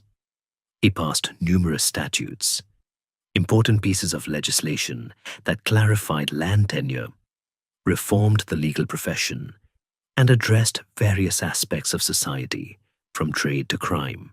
These statutes were often developed and enacted through Parliament, which, under Edward, began to evolve into a more regular and significant institution.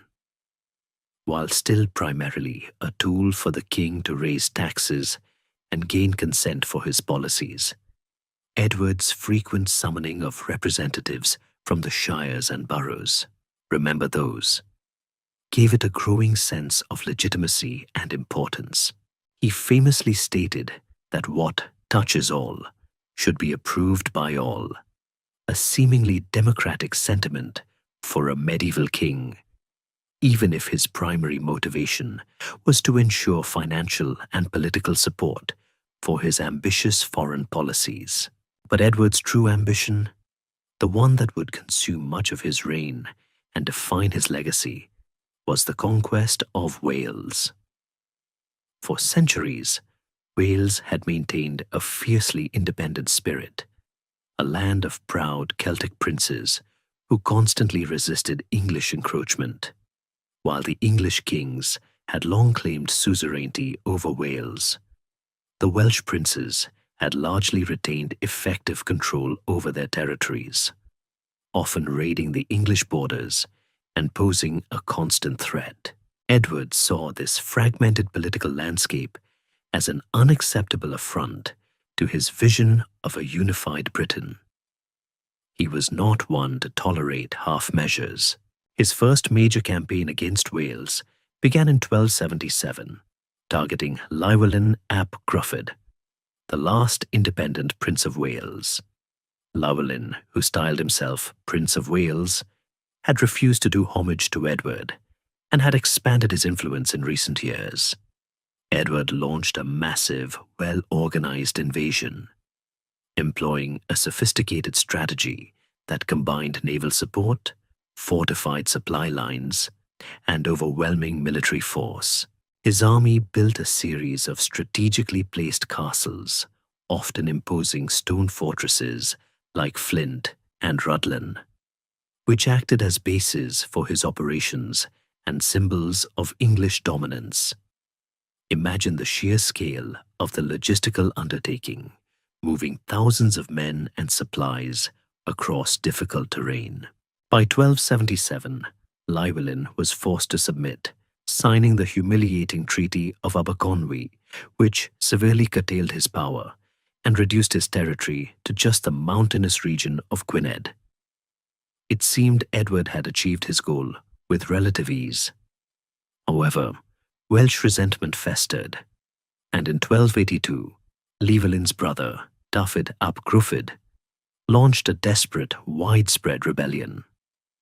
Llywelyn was reluctantly drawn into it. This time, Edward's response was even more brutal and decisive. He committed his full military might to crushing the Welsh resistance. The war was prolonged and difficult, fought in the rugged terrain of Snowdonia, but the English had superior numbers, resources, and engineering capabilities. In December 1282, Llywelyn ap Gruffudd was killed in a skirmish near Built Wells, a moment that effectively marked the end of independent Wales. His brother Dafydd was captured and brutally executed as a traitor in 1283. With the Welsh princely line extinguished, Edward declared Wales annexed to the English crown. To solidify his conquest, he embarked on an ambitious and incredibly expensive castle-building program, constructing a ring of magnificent, impregnable fortresses across North Wales, including Beaumaris, Caernarfon, Conwy, and Harlech. These were not just castles. They were architectural marvels of military engineering, designed to overawe and control the conquered population. One might wonder if the Welsh looked at these imposing stone giants and thought, well, at least they're pretty. To further cement English rule and appease the Welsh, Edward's son, the future Edward II, was born in Caernarfon Castle in 1284. In 1301, he was invested as the first Prince of Wales, a title that has been traditionally held by the heir apparent to the English and later British throne ever since. This was a clever piece of political theatre, designed to integrate Wales into the English system while giving the impression of respecting Welsh identity. The conquest of Wales under Edward the Fern was total and permanent. English law and administration were imposed, though some Welsh customs were allowed to persist. The Welsh marcher lords, who had long held semi-independent territories along the border, found their power curtailed by the assertive royal authority. Edward the Fern's campaigns in Wales also honed the English military, developing tactics and logistics that would prove crucial in future conflicts. He had achieved his aim. Wales was now definitively part of the English realm, no longer a collection of independent princedoms, but a subordinate territory under the English crown. However, this success in Wales would merely whet his appetite for further conquest, turning his gaze northwards towards an even more formidable and enduring challenge, Scotland. Having successfully subdued Wales and integrated it into the English realm, Edward the Fern, remember him, the Hammer of the Scots, now turned his formidable attention northward towards the fiercely independent Kingdom of Scotland. Imagine him, standing on a windswept hill, gazing towards the misty Scottish borders, his ambition seemingly boundless. Unlike Wales, Scotland was a long-established kingdom with its own monarchy, laws, and distinct cultural identity. It wasn't merely a collection of unruly principalities. It was a sovereign nation. Edward's involvement in Scottish affairs began not with outright invasion, but with an invitation, a seemingly benevolent intervention that would quickly turn into a brutal campaign of conquest. It's a classic tale of a powerful neighbor offering help that quickly morphs into domination. The opportunity arose in 1286, when King Alexander III of Scotland died without a direct heir, leaving his young granddaughter, Margaret, the Maid of Norway, as the only claimant. When Margaret also died in 1290 en route to Scotland, a major succession crisis erupted. 13 different claimants, known as the competitors, put forward their cases for the Scottish throne. The Scottish nobility, seeking to avoid civil war, invited Edward I to arbitrate their dispute, hoping he would act as an impartial judge. This was a fateful decision, one that some historians still argue was a profound misjudgment on Scotland's part, underestimating Edward's true intentions. Edward, ever the opportunist, seized this chance to assert his own long-held claim of overlordship over Scotland, a claim largely based on shaky historical precedents and Norman-era feudal theory. He declared himself Lord Paramount of Scotland, and in 1292 awarded the Scottish crown to John Balliol, a relatively weak claimant whom he believed he could easily control. Balliol, now King of Scotland, was forced to acknowledge Edward as his feudal overlord, humiliatingly swearing homage to the English king. Imagine the Scottish nobles, seething with resentment, watching their new king kneel before their powerful southern neighbor. However, John Balliol, despite his initial submission, chafed under Edward's constant interference and increasingly heavy-handed demands, which included providing military service for Edward's wars in France. In 1295, Balliol, encouraged by his nobles, openly defied Edward and formed an alliance with France, known as the Auld Alliance, which would endure for centuries. This act of defiance infuriated Edward. Edward's response was swift and brutal. In 1296, he launched a full-scale invasion of Scotland, beginning with the sacking of Berwick-upon-Tweed, a prosperous Scottish border town where he massacred thousands of its inhabitants. He then swept through Scotland, defeating the Scottish army at the Battle of Dunbar, forcing John Balliol to abdicate and stripping him of his royal insignia. Edward then removed the Stone of Scone, the ancient coronation stone of Scottish kings, from Scone Abbey and brought it to Westminster Abbey, a powerful symbolic act designed to assert English dominance and dismantle Scottish nationhood. He also appointed English administrators to govern Scotland, effectively treating it as a conquered province.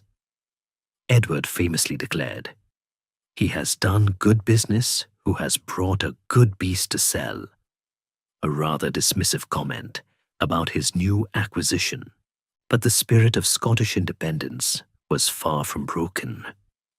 In 1297, a charismatic and courageous commoner, William Wallace, rose to lead a widespread popular rebellion. Imagine the audacity of a simple knight with no great noble lineage rallying the Scottish people against the mighty English king. Wallace achieved a stunning victory at the Battle of Stirling Bridge in September 1297, where his forces, using the terrain to their advantage, trapped and decimated a larger English army. This victory briefly liberated much of Scotland and saw Wallace proclaimed Guardian of Scotland. It was a moment of immense national pride, a real underdog story. Edward, however, was not a king to accept defeat. He returned to Scotland with a massive, well-trained army, confronting Wallace at the Battle of Falkirk in 1298. This time, Edward's superior military tactics, particularly his use of longbowmen, proved decisive. The Scottish schiltrons, tight formations of spearmen, were vulnerable to English arrows, and the Scottish forces were routed. Wallace managed to escape, but his military power was broken. He became a hunted fugitive for several years, eventually betrayed, captured, and taken to London in 1305. There, he was brutally executed as a traitor, drawn and quartered, a gruesome warning to any who dared defy the English crown. His execution, rather than suppressing the Scottish spirit, only solidified him as a martyr and national hero. Just when Edward thought he had finally crushed Scottish resistance, another, even more formidable leader emerged, Robert the Bruce. A Scottish nobleman with a strong claim to the throne, Bruce had previously sworn fealty to Edward, but after Wallace's death, he decided to fight for Scottish independence. In 1306, Bruce dramatically killed his rival, John Comyn, and was crowned King of Scots at Scone. This act of defiance reignited the war. Edward, now an old man and ailing, launched one last campaign to crush Bruce, but he died on the way to Scotland in 1307, his final breath likely filled with a desperate desire to see Scotland subdued. His dying wish was that his bones be carried at the head of his army until Scotland was fully conquered. His failure to utterly conquer Scotland remained an unfinished ambition, a testament to the resilience of the Scottish people and the formidable leadership of Robert the Bruce, who would continue the fight against Edward's less capable successor, securing Scotland's independence in a legendary battle that would resonate through the ages. With the formidable Edward I, the Hammer of the Scots, finally dead on his way to crush Robert the Bruce, the heavy mantle of the English crown fell upon his son, Edward II, in 1307. Imagine the hopes and expectations resting on his shoulders. His father had been a king of immense capability, even if ruthless. But Edward II, unfortunately for England, possessed none of his father's strategic genius, military prowess, or iron will. Instead, he was famously described as being more interested in farming, swimming, and manual crafts than in the art of governance or warfare. This wasn't necessarily a bad thing for a person, but it was disastrous for a king in an age of constant conflict and powerful, ambitious barons. His reign would become a tragic tale of royal weakness, personal scandal, and ultimately, a brutal and humiliating downfall. It's almost like a medieval soap opera, but with real crowns and very sharp knives. Edward II's greatest failing was his constant reliance on a series of unpopular male favorites whom he showered with lavish gifts, titles, and political power, often at the expense of the established nobility. The first and most infamous of these was Piers Gaveston, a Gascon knight described as arrogant, flamboyant, and disrespectful of the English barons. Gaveston's meteoric rise, his open contempt for the magnates, and his undue influence over the king infuriated the powerful English aristocracy. They felt sidelined, insulted, and robbed of their traditional role in governance. Imagine the simmering rage in the great halls of England as this upstart Gaveston, with his flashy clothes and disdainful remarks, essentially ran the kingdom, while the king seemed more concerned with trivialities. The barons, remembering the lessons of Magna Carta and the Barons' Wars, were not about to tolerate such a blatant disregard for their rights and authority. The baronial opposition, led by powerful figures like Thomas, Earl of Lancaster, Edward's cousin no less, repeatedly demanded Gaveston's exile. Edward, hopelessly devoted to his favorite, resisted fiercely, leading to a prolonged power struggle. This was not a quick, decisive conflict, but a drawn-out political crisis, punctuated by short periods of Gaveston's exile and subsequent recall. Finally, in 1312, Gaveston was captured by the barons, and despite promises of a trial, was summarily executed. Imagine the shock and outrage, even among some of the barons, at this extra-legal killing of a royal favorite. It was a clear demonstration that the barons were willing to go to extreme lengths to assert their will, and that the king's authority was dangerously fragile. Gaveston's death, however, did not solve Edward II's problems. It merely exposed his vulnerability and cleared the way for a new, equally unpopular favorite, Hugh Despenser the Younger, and his father. The Despensers were even more ambitious and rapacious than Gaveston, accumulating vast wealth and power, and pushing the king into increasingly authoritarian policies. This led to renewed baronial opposition, including a major uprising in 1321-1322, known as the Despenser War, led once again by Thomas of Lancaster.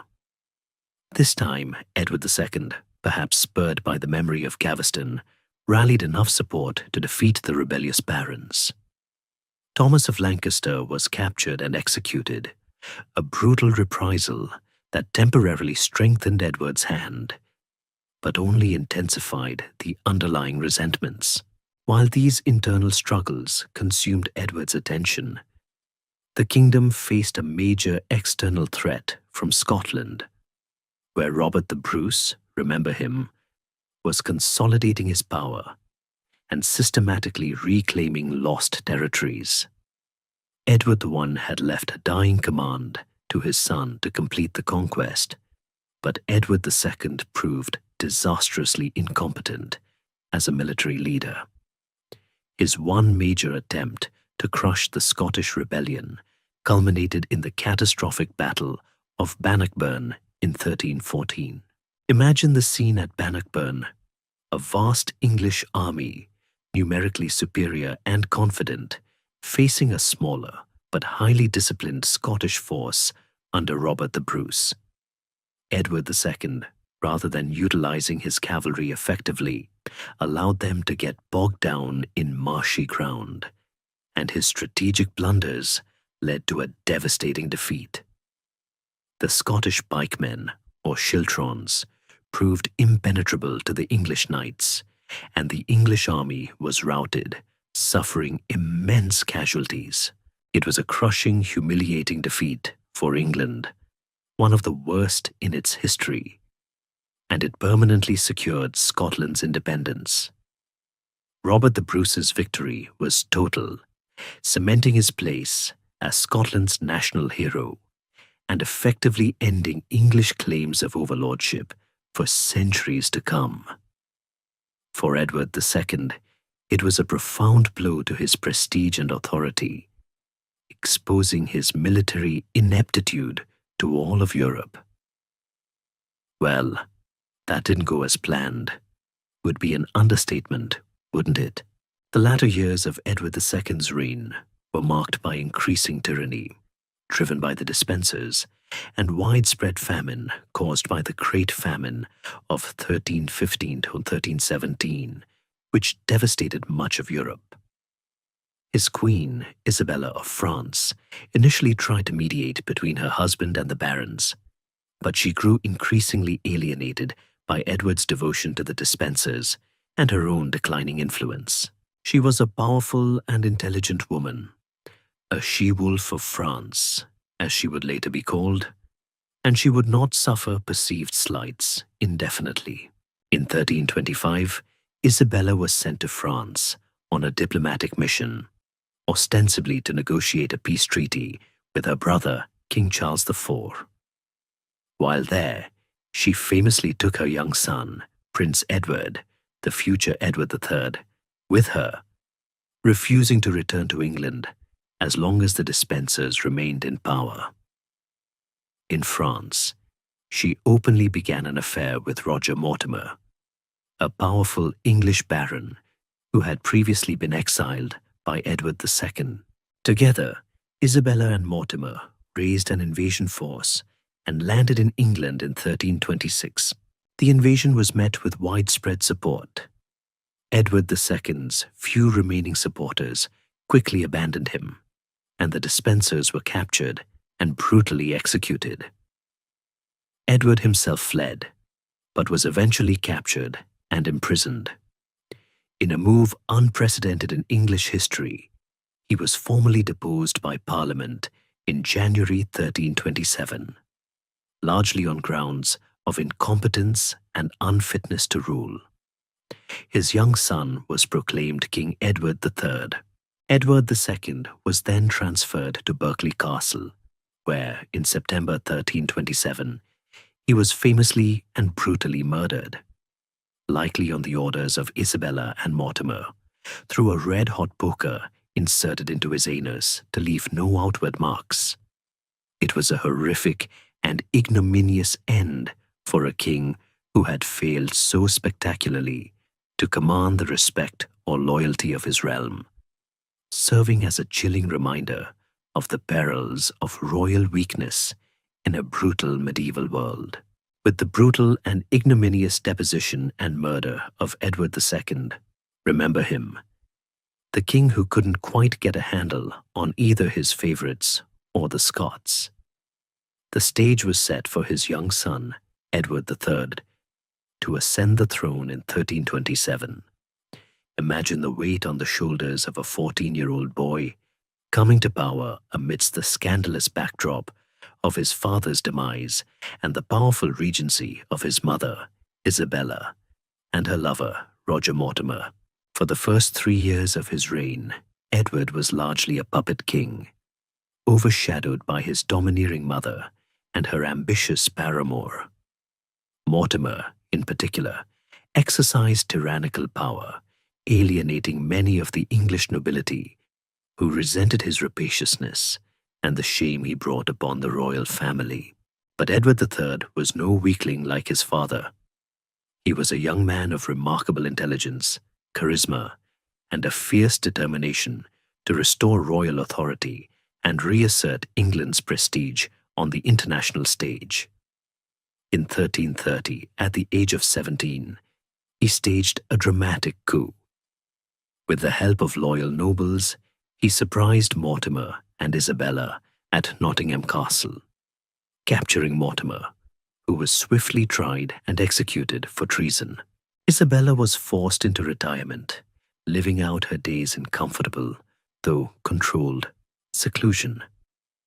This decisive act immediately established Edward III as a king in his own right, a strong and capable ruler who would not tolerate being manipulated. It was a clear signal to everyone. The boy king was now a man, and he meant business. Edward III's reign, which lasted from 1327 to 1377, proved to be one of the most glorious and transformative periods in medieval English history, largely defined by the beginning of the 100 Years' War. This monumental conflict, a series of intermittent wars fought between England and France, would rage for over a century, profoundly shaping the destinies of both nations. The roots of the conflict were deep and complex, entangled with centuries of Anglo-French relations, particularly the legacy of the Norman Conquest and the English kings' extensive landholdings in France, which, though diminished since John's reign, still included Gascony, Aquitaine. The immediate trigger for the war was a succession crisis in France. When the French King Charles IV, the last of the direct Capetian line, died without a male heir in 1328, Edward III, as his nephew, through his mother Isabella, Charles IV's sister, laid claim to the French throne. However, the French nobility, invoking Salic law, which forbade female succession or succession through a female line, instead chose Philip VI, a cousin, as their new king, establishing the House of Valois. Edward initially grudgingly accepted Philip VI's ascension and even paid homage for his French lands. But the underlying tensions simmered. Imagine the diplomatic dances, the elaborate courtesies masking deep-seated ambitions and rivalries. The final spark ignited in 1337, when Philip the Mix confiscated Edward's Duchy of Aquitaine, citing Edward's sheltering of a rebel French noble. Edward, now feeling both insulted and strategically threatened, formally reasserted his claim to the French throne and launched an invasion, effectively commencing the 100 Years' War. This was no minor skirmish. It was a grand, audacious gamble by the English king, a bid for nothing less than the crown of France. Edward III proved to be a brilliant military strategist and tactician, leading his armies with skill and inspiring loyalty. He understood the changing nature of medieval warfare, recognizing the power of the English longbow, a weapon that would become synonymous with English military prowess. The longbow, capable of firing arrows with incredible force and rapidity, could devastate formations of heavily armored knights. It was a game changer, leveling the playing field against numerically superior French forces, a bit like a medieval sniper rifle against a tank. The early phase of the 100 Years' War was marked by a series of spectacular English victories that shocked Europe. The Battle of Crécy in 1346 was a watershed moment.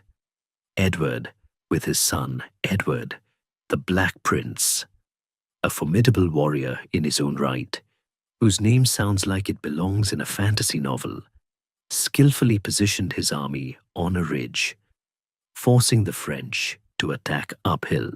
The English longbowmen unleashed volleys of arrows that decimated the French cavalry and Genoese crossbowmen.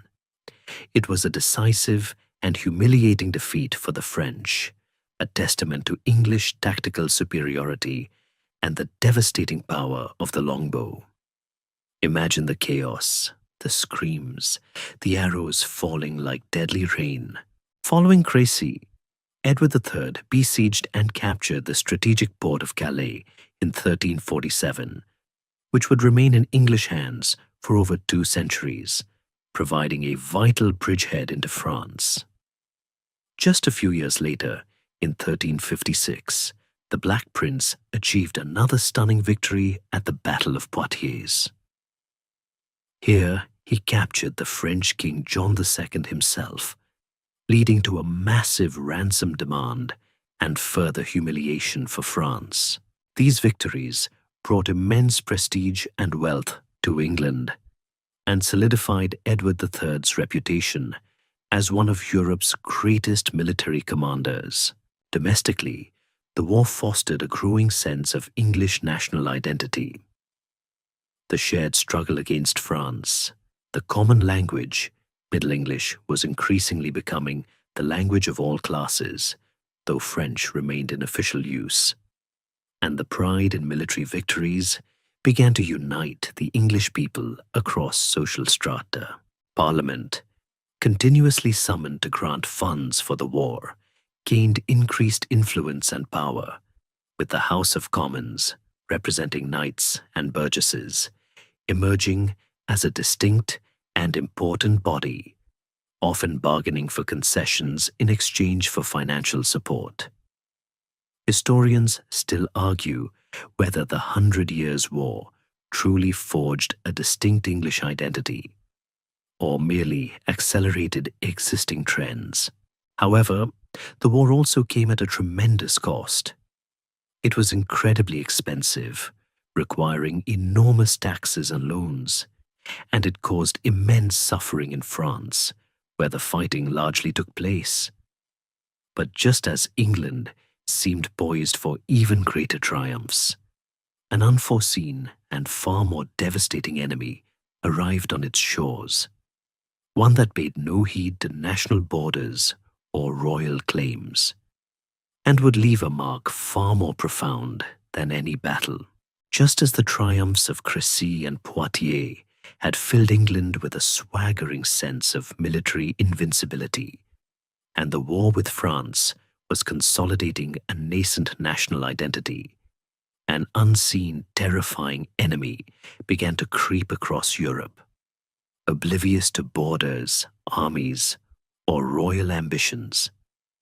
Imagine, if you will, the bustling streets of London, the crowded markets, the vibrant ports, suddenly silenced, replaced by an eerie quiet, punctuated only by the tolling of death bells.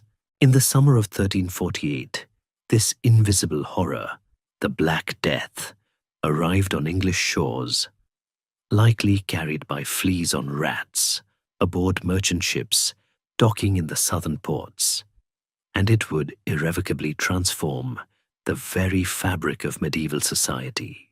This wasn't just another localized epidemic. This was a pandemic of unprecedented scale and ferocity, a virulent strain of bubonic plague that swept through the population with terrifying speed and lethality. Its symptoms were horrific, painful swellings known as buboes in the groin, armpits, and neck, followed by fevers, vomiting, and delirium, with death often coming within days. People would go to bed healthy and be dead by morning. The sheer speed and indiscriminacy of the disease, striking down rich and poor, noble and peasant alike, led to widespread panic, despair, and a profound sense of apocalyptic dread. Many believed it was divine punishment, a scourge sent by God for humanity's sins. Imagine the desperate prayers, the frantic efforts to understand what was happening, all against the backdrop of unimaginable suffering. The Black Death raged through England in waves from 1348 to 1351, and subsequent, less severe outbreaks would recur for decades afterward. While precise mortality figures are debated by historians, it's generally estimated that somewhere between 30% and 50% of England's population perished in the initial outbreak alone, possibly even higher in some densely populated areas. That means perhaps 1 in every 2 or 3 people you knew suddenly vanished. Think of the sheer scale of that loss, the millions of lives extinguished, the families shattered, the villages emptied, and the fields left untended. It was a demographic catastrophe of epic proportions, dwarfing any casualties from war. The immediate social consequences were devastating. Society descended into a grim, desperate struggle for survival. Mass burials became common, as the sheer number of dead overwhelmed traditional burial practices. Fear and suspicion ran rampant, sometimes leading to scapegoating, though less so in England than in some parts of continental Europe. The traditional social order, which had been in place for centuries under the feudal system, was profoundly shaken. With so many laborers dead, there was a severe labor shortage. Suddenly, the surviving peasants, who had for so long been tied to the land and subject to their lord's whims, found themselves in a position of unprecedented bargaining power. Imagine, for centuries, peasant labor was cheap and plentiful. Now a lord might have vast fields, but no one to work them. Wages for agricultural laborers and skilled artisans skyrocketed, sometimes doubling or tripling. Peasants began to demand better terms, greater freedom, and higher pay, threatening to leave their manors for lords who would offer better conditions. This newfound leverage was revolutionary. It was a bit like a sudden, unexpected market correction. But for human labor, the ruling classes, naturally, viewed this with alarm and tried to resist these economic shifts. In 1349, Edward III, despite being consumed by the war in France, issued the Ordinance of Labourers, and later the Statute of Labourers in 1351, which attempted to fix wages at pre-plague levels and compel labourers to work for their traditional lords. These laws were largely ineffective, difficult to enforce, and only served to fuel resentment among the common people, who felt that the lords were trying to deny them the benefits of their newfound economic leverage. It was like trying to put toothpaste back in the tube. The changes were simply too fundamental. The long-term economic effects of the Black Death were profound. The labor shortage led to a shift away from labor-intensive arable farming towards less labor-intensive sheep farming, contributing to the growth of the wool trade, which would become a cornerstone of the English economy. Many manors experienced a decline in rents and services, forcing lords to commute feudal obligations for money payments, further eroding the old feudal system. Peasants gained more freedom of movement and greater economic independence, accelerating the decline of serfdom in England. It was a slow but inexorable shift in power, a quiet revolution born out of unimaginable tragedy. Culturally and psychologically, the Black Death left an enduring mark. It prompted intense introspection, religious fervor, and sometimes a questioning of traditional authority. Art and literature of the period became more preoccupied with themes of death, mortality, and the fleeting nature of life, reflected in works like the Danse Macabre, Dance of Death. The Church, despite its efforts, often struggled to provide comfort or explanation for the plague, leading some to question its authority and the efficacy of its prayers. Monasteries, with their communal living, were particularly hard hit, suffering massive losses, which further weakened their intellectual and spiritual influence. Paradoxically, despite the devastation, the post-plague world also saw new opportunities. The increased wealth of surviving peasants led to a greater demand for consumer goods, stimulating trade and craft industries. Education, though initially disrupted, also saw a shift as new colleges and universities were founded to train clergy and administrators, filling the gaps left by the plague's victims. The English language, remember that it was still evolving, gained further ground as Latin and French, the languages of the dwindling educated elite, became less dominant outside of specific circles. The Black Death was a cataclysm that fundamentally reshaped English society, economy, and culture.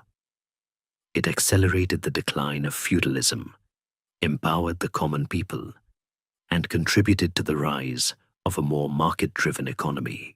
While Edward III continued to pursue the 100 Years' War with renewed vigor, ultimately achieving another great triumph, the underlying social changes wrought by the plague would soon manifest in a different kind of conflict, a massive uprising from within the heart of England itself, one that would truly challenge the established order. The immense devastation wrought by the Black Death. Remember that terrifying plague that emptied villages and transformed society continued to ripple through England, creating profound social and economic shifts. While the Black Prince was still winning dazzling victories in France, the seeds of discontent were growing fiercely back home. The surviving peasantry, emboldened by their newfound bargaining power due to the labor shortage, chafed under the continued attempts by the landowning class to reimpose old feudal obligations and restrict wages through laws like the Statute of Laborers. Imagine a vast social pressure cooker slowly building steam, with the lid held down by increasingly desperate aristocrats. The common folk, for the first time in generations, felt a real sense of their own worth and power, and they weren't about to give it up without a fight. When the glorious but incredibly costly reign of Edward III finally ended in 1377, the crown passed not to his renowned son, the Black Prince, who had died in 1376, but to his 10-year-old grandson, Richard II. Imagine a young, inexperienced king inheriting a kingdom still reeling from plague, exhausted by decades of war and simmering with social unrest. Richard's minority meant that England was once again ruled by a regency council, dominated by his uncles, particularly John of Gaunt, Duke of Lancaster, a powerful and often unpopular figure. Gaunt was seen by many as grasping and arrogant, and his vast wealth and influence made him a target for public resentment. It's almost like a medieval version of a trust fund baby, but with an army and immense political power. The financial demands of the ongoing 100 Years' War, which had largely turned against England after Edward III's peak, proved to be the final straw. The English government, desperately short of funds, resorted to a highly unpopular and deeply resented form of taxation: the poll tax. Unlike traditional taxes based on property or income, the poll tax was levied as a flat rate on every adult in the kingdom, regardless of their wealth. This meant the poorest peasant paid the same as the wealthiest baron. Imagine the outrage. So I, who barely have enough to eat, have to pay the same as the lord who owns half the county. This is madness. The tax was introduced in 1377, repeated in 1379, and then again, with an even higher rate, in 1380. The repeated imposition of this regressive tax, coupled with corrupt collection methods, ignited the explosive discontent that had been brewing for decades. In May 1381, the pressure cooker finally blew its top. Sparked by resistance to poll tax collection in Essex and Kent, the Peasants' Revolt erupted with astonishing speed and ferocity. This wasn't just a local disturbance. It was a widespread, coordinated uprising involving tens of thousands of common people from across southeastern England. Imagine armed villagers, peasants, and disgruntled artisans, fueled by economic grievance, a sense of injustice, and perhaps a dash of revolutionary fervor, marching towards London.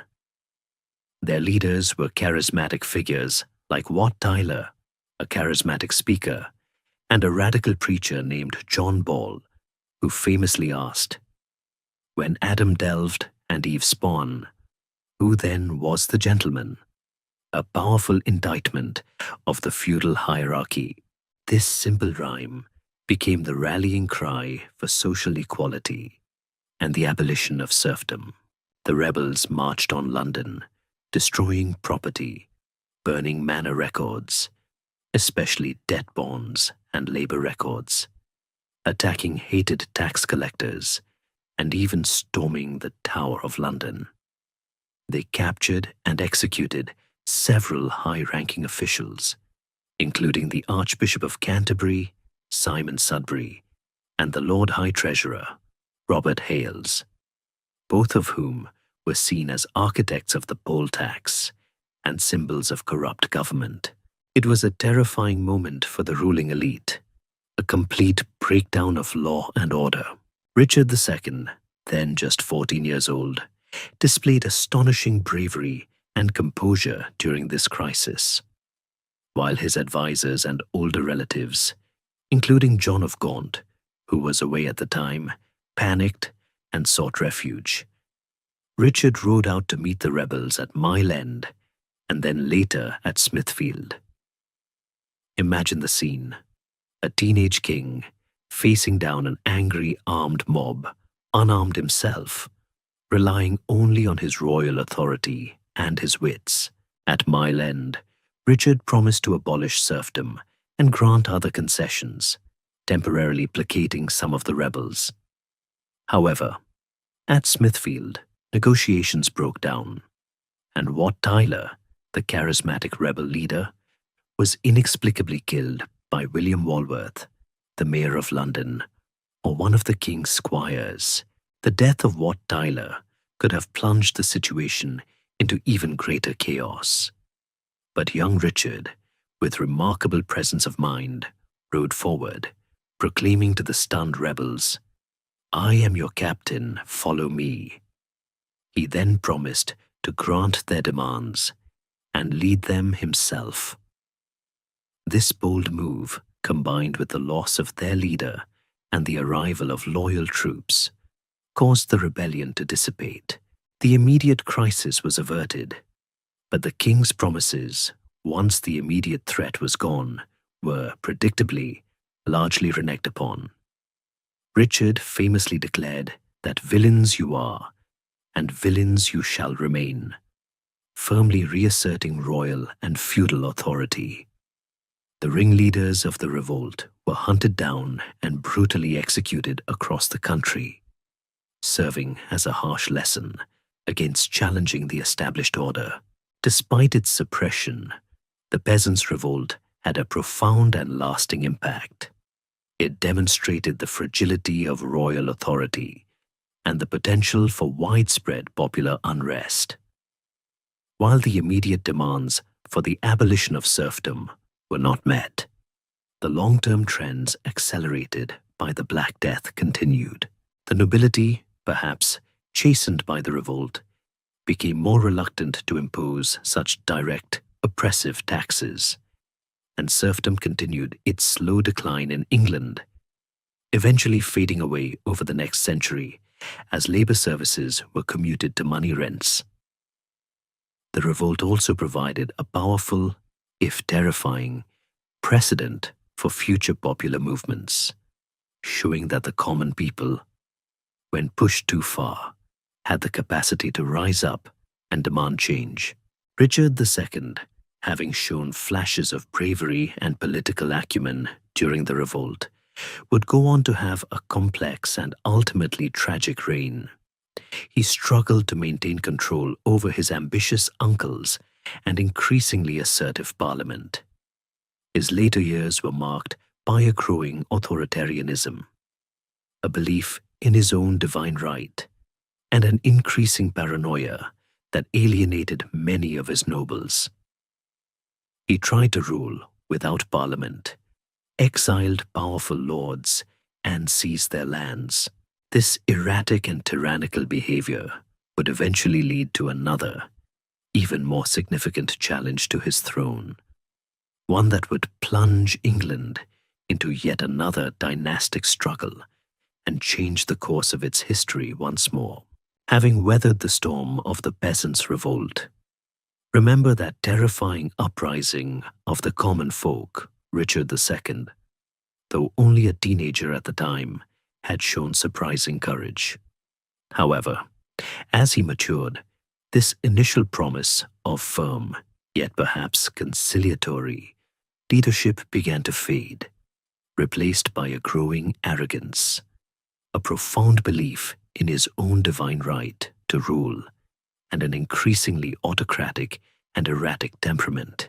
Imagine a king who, rather than seeking compromise, saw any challenge to his authority as a personal affront, almost as if he believed himself chosen by God to rule without question, a belief that rubbed his powerful, independent-minded barons the wrong way. His reign, lasting from 1377 to 1399, became a tense, protracted struggle between a king determined to rule absolutely and a nobility increasingly insistent on constitutional limits. a struggle that would culminate in a dramatic usurpation and the rise of a new dynasty. Richard's personal style alienated many. He preferred the company of a small circle of favorites, often leading to accusations of corruption and undue influence. Much like his grandfather, Edward II, he also pursued lavish courtly displays and spent heavily, further draining the royal coffers. His relationship with Parliament, which had gained significant ground during the 100 Years' War due to the constant need for funds, grew increasingly strained. Parliament frequently challenged his ministers, sought to control royal expenditure, and even attempted to impeach his favorites. Richard, for his part, tried to rule without summoning Parliament when he could, seeing it as an annoying obstacle rather than a necessary partner in governance. The tension escalated in the late 1380s, culminating in the crisis of the merciless Parliament in 1388. A group of powerful lords, known as the Lords Appellant, including Richard's uncle Thomas of Woodstock, Duke of Gloucester, and Henry Bolingbroke, the future Henry IV, effectively seized control of the government, accusing Richard's favorites of treason and executing or exiling them. Richard was forced to submit, a humiliating experience that he would never forget or forgive. He may have appeared to reconcile with the appellants, but beneath the surface, a deep-seated resentment festered. He waited for his moment, patiently, biding his time like a spider weaving a web. For a few years after 1388, Richard seemingly adopted a more conciliatory approach, working with his magnates and generally ruling more effectively. However, this period of calm proved to be merely a temporary lull before the storm. From 1397 onwards, Richard unleashed a brutal crackdown, seeking revenge against the Lords Appellant and anyone he perceived as his enemies. He had Gloucester murdered in Calais, exiled the Earl of Arundel, who was then executed, and banished the Earl of Warwick. He began to seize the properties of deceased nobles, confiscate their inheritances, and impose heavy fines, effectively ruling as an increasingly arbitrary and tyrannical monarch. He truly believed he was above the law, a dangerous delusion for any king, especially one who had already faced a revolt from his commoners and a coup from his nobles. The most crucial misstep, the one that directly led to his downfall, involved his cousin, Henry Bolingbroke, son of the immensely wealthy and powerful John of Gaunt. In 1398, Richard exiled both Bolingbroke and Thomas Mowbray, Duke of Norfolk, for a private quarrel between them. This seemed a reasonable act to some, but it removed two powerful figures who might have opposed his later actions.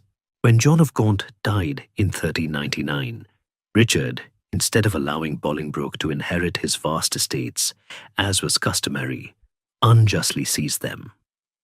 This was an act of breathtaking recklessness, a direct attack on the principle of hereditary right and private property, and it alienated even those nobles who had previously remained loyal to the crown.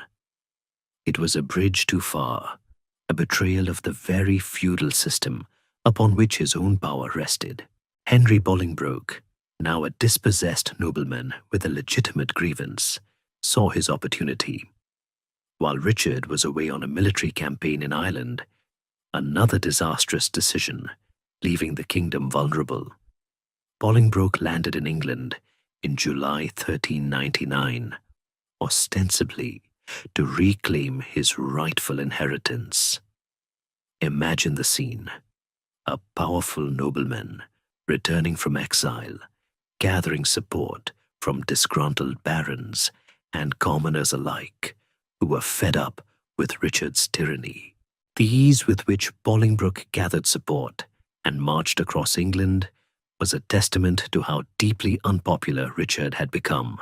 Richard, upon his hurried return from Ireland, found himself almost entirely isolated. His forces deserted him, and he was eventually captured. In September 1399, in a truly unprecedented event, Richard II was formally deposed by Parliament. The charges against him included tyranny, arbitrary rule, and breaking his coronation oath. Parliament then offered the crown to Henry Bolingbroke, who initially claimed it by right of descent, a rather shaky claim, as there were others with a stronger hereditary right, but then by right of conquest and election by the people. He was crowned King Henry IV in October 1399, marking the beginning of the Lancaster dynasty and a profound shift in English constitutional theory, as a king had now been openly deposed and another chosen by Parliament. It was a moment that underscored the growing power of Parliament and the idea that kingship was not merely about divine right, but also about the consent of the governed. Richard II was imprisoned in Pontefract Castle, where he died in early 1400, likely starved to death or murdered. His death, shrouded in mystery, ensured that he would not be a rallying point for future rebellions. The usurpation of Henry IV, however, created a dangerous precedent and left a lingering question mark over the legitimacy of the new Lancastrian dynasty. This challenge to the principle of strict hereditary succession would ultimately lead to decades of bloody civil war in the future, a conflict that would tear England apart and reshape its landscape once more, all because one king pushed his luck a little too far. The usurpation of Richard II, remember him, the king who thought he was untouchable and ended up deposed and dead, ushered in the reign of Henry IV, the first monarch of the Lancaster dynasty, in 1399. Imagine the immense challenge facing this new king. He had seized the throne by force, breaking the sacred principle of hereditary succession, and now he had to legitimize his rule, secure his position against disgruntled nobles, and manage a kingdom still reeling from royal extravagance and political instability. He inherited not a peaceful crown, but a thorny one, perched precariously on a foundation of questionable legitimacy. His reign would be a constant struggle against rebellion and a desperate attempt to prove himself a worthy king. Henry Bolingbroke, now Henry IV, had a strong claim by right of conquest and parliamentary assent, but the bloodline was a bit messy. The true heir by strict primogeniture, the right of the firstborn son, was Edmund Mortimer, the young Earl of March, a fact that would come back to haunt the Lancastrian line for decades. Henry IV was a capable soldier and an intelligent man, but his reign was plagued by ill health and a pervasive sense of insecurity. He knew that if he could depose a king, others could do the same to him. This inherent instability meant that much of his time and resources were spent suppressing various uprisings and conspiracies. It's like being the first person to try a new, somewhat controversial recipe. Everyone's watching to see if it turns out, and if it doesn't, they're quick to point out where you went wrong. The most significant challenges to Henry IV's rule came from within England itself, from powerful noble families who either supported the deposed Richard II or saw an opportunity to advance their own power. The very next year, 1400, saw the Epiphany Rising, a conspiracy by disgruntled nobles loyal to Richard. Though quickly crushed, it set a precedent for the constant threats Henry would face. However, the most dangerous and enduring rebellion came from the powerful Percy family, particularly Henry Percy, Earl of Northumberland, and his fiery son, Henry Hotspur Percy. The Percys had been instrumental in helping Henry IV gain the throne, but they quickly became disillusioned, feeling they had not been sufficiently rewarded and resenting Henry's inability to pay them for their defense of the northern borders against the Scots. They also felt that Henry was too lenient with the troublesome Welsh, who were engaged in their own major rebellion under Owain Glyndwr. Glyndwr's rebellion, which began in 1400, saw the Welsh, tired of English rule, unite under a charismatic leader who proclaimed himself Prince of Wales. This was no minor uprising. It was a full-scale national revolt that spread rapidly across Wales, posing a significant challenge to English authority and tying down valuable resources. Glyndwr proved to be a brilliant guerrilla leader, using the mountainous Welsh terrain to his advantage, frustrating English attempts to suppress him. Imagine the English forces, clad in heavy armor, trying to chase elusive Welsh archers through treacherous mountain passes. It was a costly and protracted conflict that drained Henry IV's treasury and diverted his attention. In 1403, the simmering discontent of the Percys erupted into open rebellion. The Percys allied with Owain Glyndwr and Archibald Douglas, a powerful Scottish lord, forming a formidable coalition. This culminated in the brutal and decisive Battle of Shrewsbury in 1403. Imagine the chaos and ferocity of the battle, fought in the stifling summer heat, as two Henrys, the King and Hotspur, led their armies against each other. It was one of the bloodiest battles ever fought between Englishmen on English soil in the medieval period, a true all-in moment for Henry IV's reign. Henry Hotspur, renowned for his courage and military skill, was killed during the fighting, a pivotal moment that effectively broke the back of the rebellion. While the battle was a hard-won victory for Henry IV, it demonstrated the deep divisions and challenges to his rule. Even after Shrewsbury, Henry IV continued to face plots, rebellions, and the ongoing Welsh War. The Archbishop of York, Richard Scrope, even joined a rebellion in 1405, showing the breadth of opposition to Henry's rule. Henry was forced to execute Scrope, an unprecedented act against a senior churchman, further staining his reputation but solidifying his control. The Welsh rebellion, though eventually suppressed, dragged on for years, with Owain Glyndwr famously disappearing without a trace around 1412, becoming a legendary figure in Welsh folklore. Historians still argue whether Glyndwr died in battle, in hiding, or managed to escape to a quiet retirement. Throughout these struggles, Henry IV relied heavily on Parliament for financial support to fund his wars and maintain his government. This continued need for money inadvertently strengthened Parliament's hand, particularly the House of Commons, which gained more influence over legislation and financial grants. It was a transactional relationship, but one that further embedded Parliament into the fabric of English governance, a legacy of the very usurpation that brought Henry to power. Henry IV's health steadily declined in his later years, plagued by various ailments, possibly including leprosy or severe skin disease.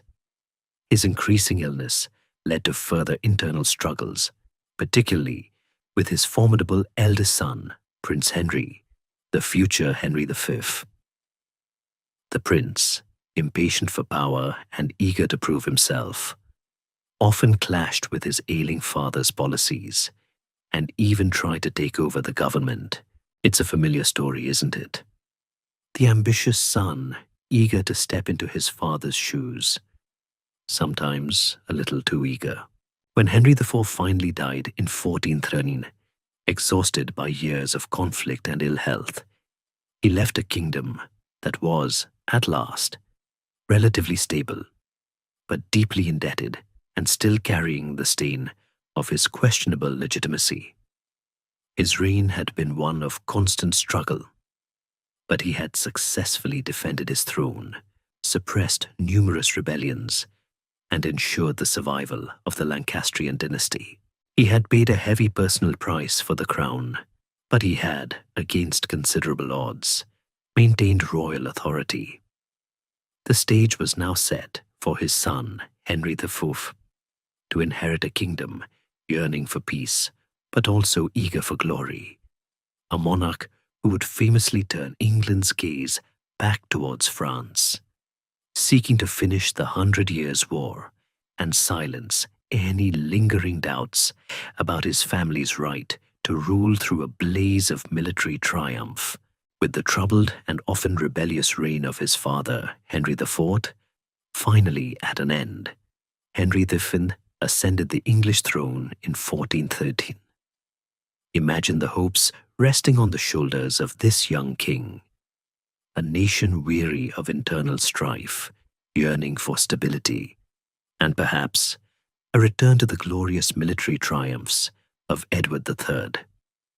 Henry V, unlike his ailing and insecure father, was the very embodiment of a medieval warrior king, charismatic, intelligent, pious, and a brilliant military strategist. He had, in his youth, been a rather wild prince, carousing with companions in Eastcheap, a reputation famously immortalized by Shakespeare's Falstaff. But upon taking the crown, he underwent a dramatic transformation, shedding his youthful excesses and embracing his destiny with a serious, almost ascetic devotion. He was now all business, and his business was to assert his legitimate right to rule, and perhaps more importantly, to press England's long-dormant claim to the French throne. Henry V understood that foreign conquest could not only replenish his coffers, but also unite his fractious nobility and silence any lingering doubts about the Lancastrian dynasty's legitimacy.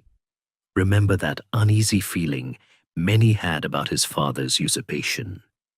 The 100 Years' War, which had largely sputtered out into a series of truces and minor skirmishes under Henry IV, was ripe for revival.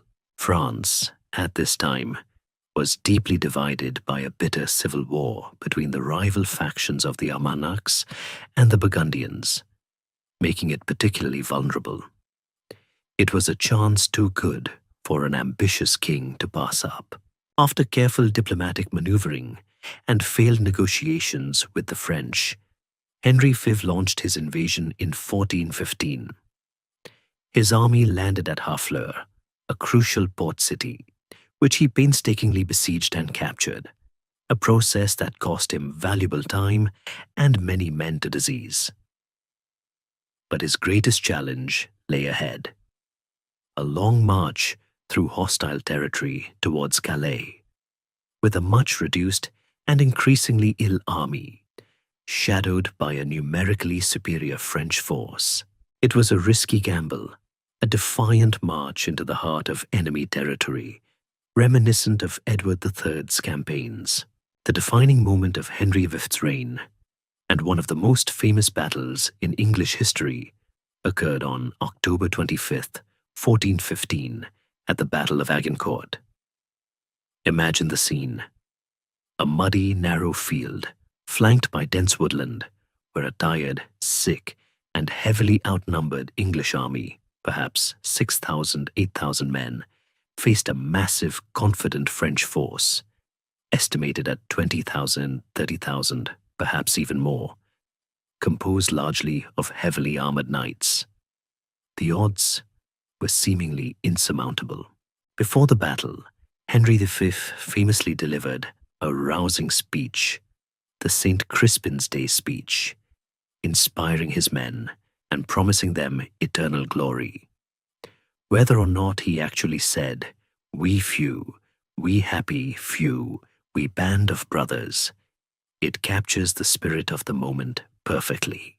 The battle itself was a tactical masterpiece, a testament to English discipline and the devastating power of the longbow. Remember that weapon of English superiority.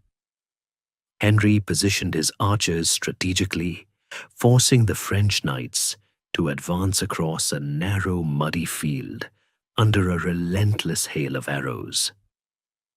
The French, weighed down by their heavy armor, became bogged down, creating a chaotic, suffocating mass, easy targets for the English archers. The English men-at-arms then charged into the struggling French ranks, using their light axes and mallets to dispatch the overwhelmed knights. It was a massacre. The French suffered catastrophic casualties, including many of their most prominent nobles, while English losses were incredibly light. Historians still argue about the exact numbers, but the disparity was immense, a truly shocking defeat for France and an astonishing triumph for England. Agincourt was not just a military victory, it was a psychological one. It cemented Henry V's reputation as a military genius and instilled fear and respect across Europe.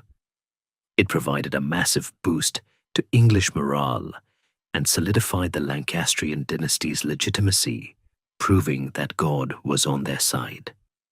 For the French, it was a national catastrophe, leading to further internal divisions and political paralysis.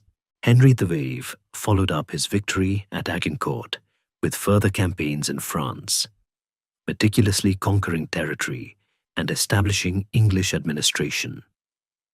Unlike his predecessors, he was not simply content with raiding. He sought permanent conquest and rule. His ultimate goal was to secure the French crown for his descendants. In 1420, through intense negotiations, he achieved his political masterpiece, the Treaty of Troyes. This treaty was an astonishing diplomatic triumph.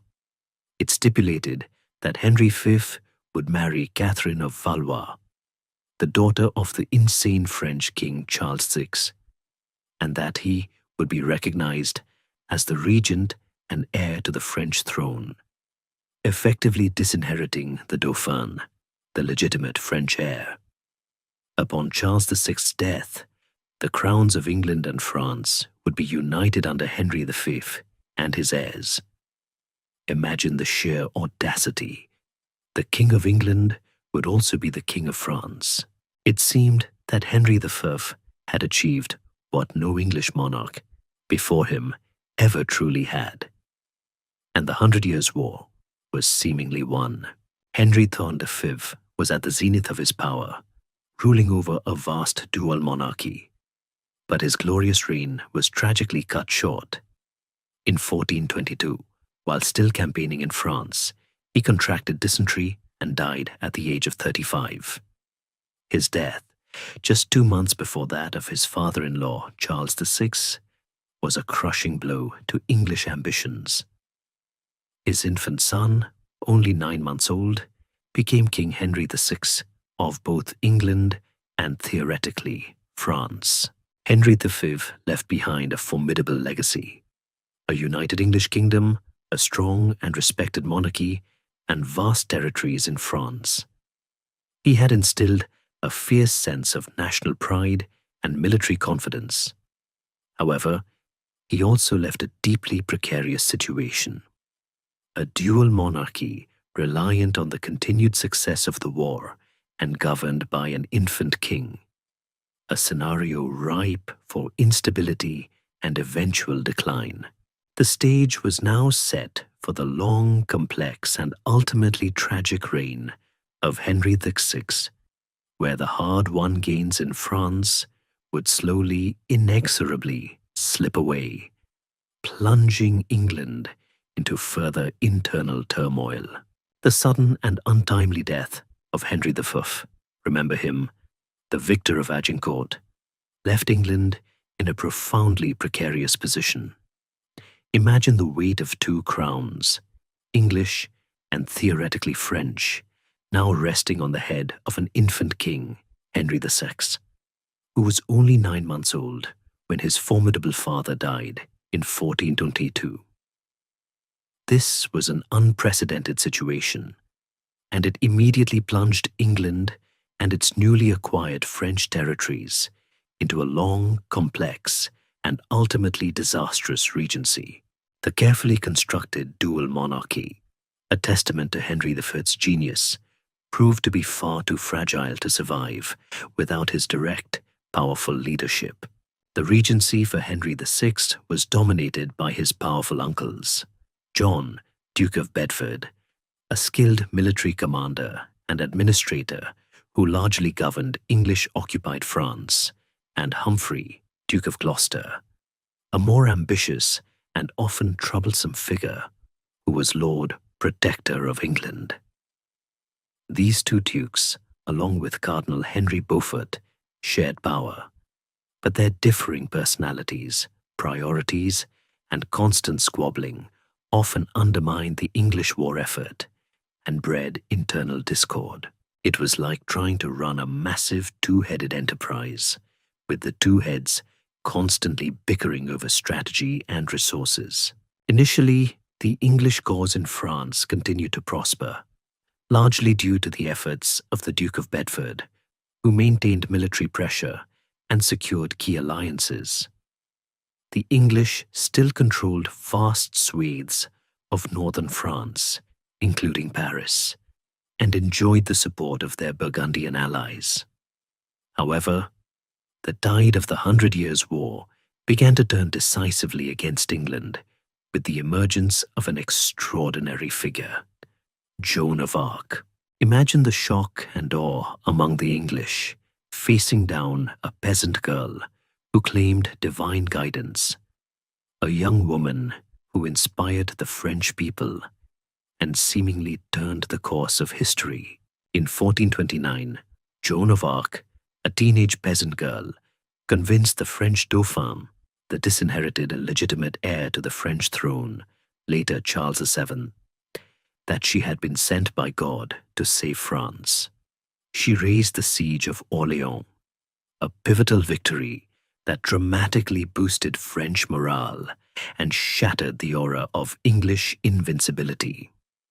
She then led the Dauphin to Reims, where he was formally crowned Charles VII, an act that deeply legitimized his rule and galvanized French national identity. English forces, who had been on the verge of total victory, suddenly found themselves facing a resurgent, divinely inspired enemy. Historians still argue about the true extent of Joan's military genius versus her immense psychological impact, but her effect on the war was undeniable. Joan's capture by the Burgundians in 1430 and her subsequent trial and execution by the English in 1431, burned at the stake as a heretic, briefly stemmed the French tide. However, her martyrdom only served to further inspire French resistance, solidifying her as a powerful national symbol. The loss of Joan was a propaganda victory for the English, but a profound spiritual and morale booster for the French. The English position in France continued to deteriorate. Financial strain, dwindling manpower, and the relentless pressure from a revitalized French army under Charles VII gradually eroded English control. In 1435, the crucial Treaty of Arras saw the Duke of Burgundy abandon his alliance with England and reconcile with Charles VII. This was a catastrophic blow for England, isolating them and tipping the strategic balance overwhelmingly in France's favor. Imagine the English commanders realizing their most important ally had just switched sides. It must have felt like the beginning of the end. As Henry VI grew into adulthood, he proved to be a devout and gentle man, but utterly unsuited for the demands of kingship in a turbulent age. He lacked his father's charisma, his grandfather's strategic brilliance, or even the basic political acumen needed to manage his feuding nobility. He was prone to fits of mental illness, often lapsing into periods of catatonia and complete withdrawal, perhaps inheriting a predisposition from his French grandfather, Charles VI. He was more interested in scholastic pursuits and pious contemplation than in governance or war, often described as a simple, good man in a very bad job. This gentle nature, while perhaps admirable personally, translated into weak leadership and an inability to control the powerful factions at court. The English suffered a series of devastating military defeats in France. Normandy, the ancestral home of the English royal family, was lost in 1449 to 1450. By 1453, with the Battle of Castillon, the final major battle of the 100 Years' War, England had lost virtually all its continental possessions, retaining only the port city of Calais. After more than a century of conflict, millions of pounds spent, and countless lives lost, the grand Angevin dream was over. The English kings, who had once claimed the crown of France, were now confined to their island realm. It was a humiliating end to a glorious, yet ultimately futile enterprise. The loss of France, combined with Henry VI's increasing mental instability, the perception of weak and corrupt government, and the bitter factionalism among the English nobility, created an incredibly volatile political climate. The court was rife with rivalries, particularly between the powerful House of Lancaster, Henry VI's own family, and the ambitious House of York, led by Richard, Duke of York. Both houses were descended from Edward III, and both had strong claims to the throne, though the Lancastrians had held it since Henry IV's usurpation. The failure in France left many English soldiers and knights jobless and restless, swelling the ranks of noble retinues. The deep debt incurred by the war and the perceived corruption at court further fueled discontent. When Henry VI suffered a particularly severe mental breakdown in 1453, becoming completely unresponsive and unable to rule, the simmering rivalries finally boiled over. Richard, Duke of York, was appointed Lord Protector, but his ascendancy alarmed the Lancastrian faction, particularly Queen Margaret of Anjou, Henry II's fierce and determined wife, who was absolutely committed to protecting her son's inheritance. This moment, when the king became truly incapacitated, marked the beginning of a new internal conflict, a dynastic struggle that would tear England apart for decades, leaving a trail of blood and betrayal in its wake. The complete mental collapse of Henry VI in 1453, remember him, the gentle king who lost France and his mind, finally shattered the fragile peace in England and unleashed the long-simmering dynastic rivalries that had been brewing since the usurpation of Henry IV. Imagine the desperate anxiety at court, a king utterly incapable of ruling, a queen fiercely protective of her infant son's claim, and powerful noble houses with competing interests and armed retinues. This explosive mix ignited a period of brutal civil conflict that would consume England for the next 3 decades, known as the Wars of the Roses. It's a rather romantic name, isn't it? Conjuring images of chivalric knights with floral badges. But the reality was far grimmer. A series of bloody battles, betrayals, and executions that tore families apart and left a generation of English nobility decimated. The conflict primarily involved two rival branches of the royal Plantagenet family, both descended from Edward III. The House of Lancaster, symbolized by the red rose, though this symbol became prominent later, comprised Henry VI and his supporters, primarily the established nobility who had benefited from Lancastrian rule. Their strength lay in the north and west of England. Opposing them was the House of York, symbolized by the white rose, led by Richard, Duke of York. Richard was not only immensely wealthy and powerful, but he also had a stronger hereditary claim to the throne than Henry VI, tracing his lineage through an elder line of Edward III's descendants. This fundamental legitimacy question, combined with his resentment over being excluded from Henry VI's inner circle and the perceived misrule of the Lancastrian government, propelled him to challenge the existing order. The initial flashpoint of the conflict was Henry VI's incapacity. When he fell into his catatonic state, Richard, Duke of York, was appointed Lord Protector, giving him control of the government. This infuriated Queen Margaret of Anjou, Henry VI's formidable and determined French wife. Imagine her, a queen accustomed to power, seeing her husband sidelined and her son's inheritance threatened by York. She became the de facto leader of the Lancastrian cause, a fierce political and military operator who would stop at nothing to protect her son, Edward, Prince of Wales. Her ambition and tenacity were a driving force throughout the war.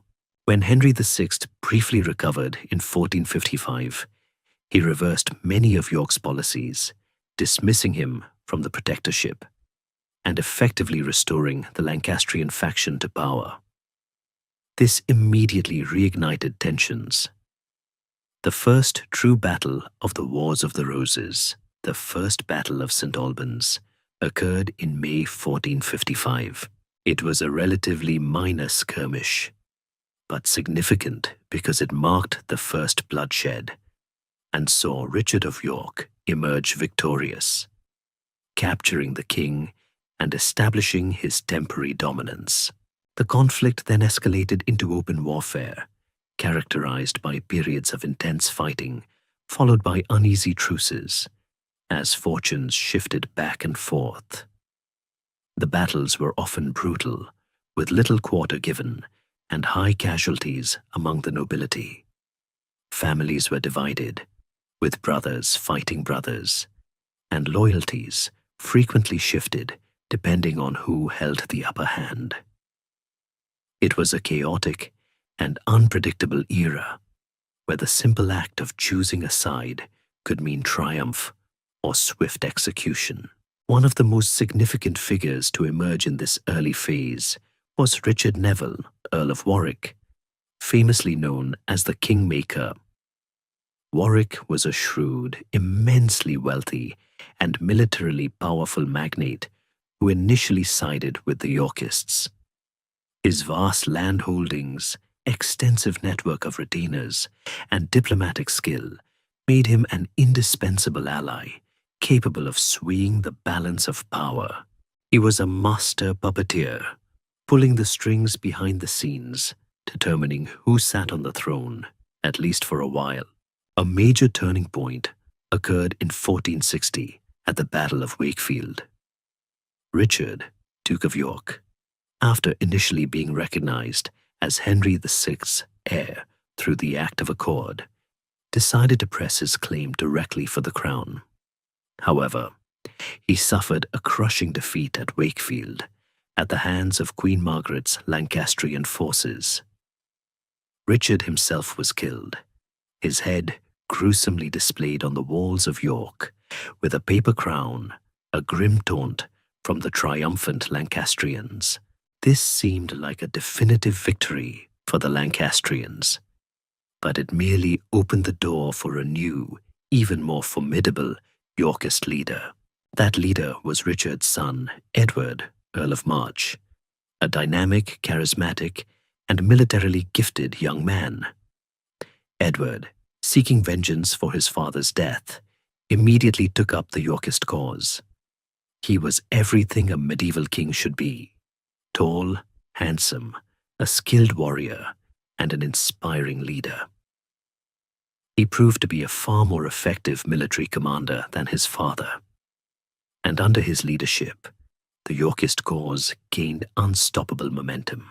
In 1461, Edward won a decisive victory at the Battle of Towton, fought in a blizzard, which was one of the largest and bloodiest battles ever fought on English soil, resulting in immense casualties.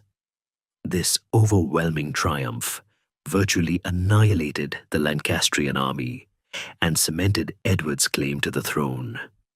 Following Towton, Edward marched on London, where he was formally crowned King Edward IV in March 1461. This marked the first successful overthrow of a reigning dynasty in England since the Norman Conquest, a clear demonstration of the raw power and political fluidity of the period. With Edward IV on the throne, the first phase of the Wars of the Roses largely concluded. Henry VI, the deposed Lancastrian king, became a fugitive, eventually captured and imprisoned in the Tower of London. Queen Margaret and her son, the young Prince Edward, fled into exile, continuing their desperate struggle from abroad. England now had a strong, seemingly legitimate Yorkist king, one who would dedicate his reign to consolidating his new power and attempting to bring stability back to a kingdom ravaged by years of internal conflict, though the ghost of the deposed king would continue to haunt his reign, promising further chapters in this brutal dynastic saga. With Edward IV now firmly ensconced on the English throne, remember him, the dynamic young Yorkist who seized the crown at Towton. The Wars of the Roses seemed for a brief time to have found a resolution. Imagine the collective sigh of a nation yearning for peace after years of bloody internecine strife. Edward IV, who reigned from 1461 to 1483, was a striking figure, tall, handsome, and charismatic, possessing both military prowess and a shrewd political mind. He set about the difficult task of consolidating his power, restoring order, and healing the deep divisions left by years of civil war. He was a master of propaganda, presenting himself as a strong, rightful king who could bring stability after the chaos of Henry VI's reign. However, the Lancastrian threat, though diminished, still flickered. The deposed Henry VI remained a living symbol for his loyalists, languishing in the Tower of London, and Queen Margaret of Anjou, remember her, the fierce French queen, continued to scheme from exile, desperately seeking to restore her son, Prince Edward, to the throne. Edward IV knew that his hold on power, though strong, was not absolute. He needed to establish his dynasty securely, and part of that involved carefully managing his powerful allies, particularly the enigmatic kingmaker Richard Neville, Earl of Warwick. Warwick, whose immense wealth and influence had been crucial in placing Edward on the throne, expected to maintain his pivotal role in governance. However, Edward, with his own strong will and a desire to rule independently, increasingly sidelined Warwick. The ultimate point of contention came with Edward's secret marriage in 1564 to Elizabeth Woodville, a commoner widow with a large and ambitious family. This was a scandalous choice, flying in the face of traditional royal marriages designed to secure political alliances. Warwick, who had been negotiating a marriage alliance for Edward with a French princess, felt deeply humiliated and betrayed. Imagine Warwick, the man who had pulled the strings of royalty, suddenly realizing the king was making his own decisions without consulting him. The Woodvilles, meanwhile, quickly ascended to positions of power and wealth, further alienating the established nobility and the ever-scheming Warwick. The growing rift between Edward IV and Warwick eventually exploded into open conflict. Warwick, feeling slighted and losing influence, remarkably switched his allegiance and formed an unlikely alliance with his former enemy, the exiled Queen Margaret of Anjou. This unprecedented alliance between the kingmaker and the Lancastrian queen was a desperate gamble, but it aimed to restore Henry VI to the throne and, crucially, curb Edward IV's power. In 1470, Warwick and his ally, Edward IV's own estranged brother, George, Duke of Clarence, launched an invasion of England. This audacious move, known as the readaptation of Henry VI, was, for a brief period, successful. Edward IV was forced to flee into exile in Burgundy, and the bewildered, mentally frail Henry VI was dramatically and briefly restored to the throne, pulled from his quiet imprisonment in the Tower of London to act as a Lancastrian puppet king.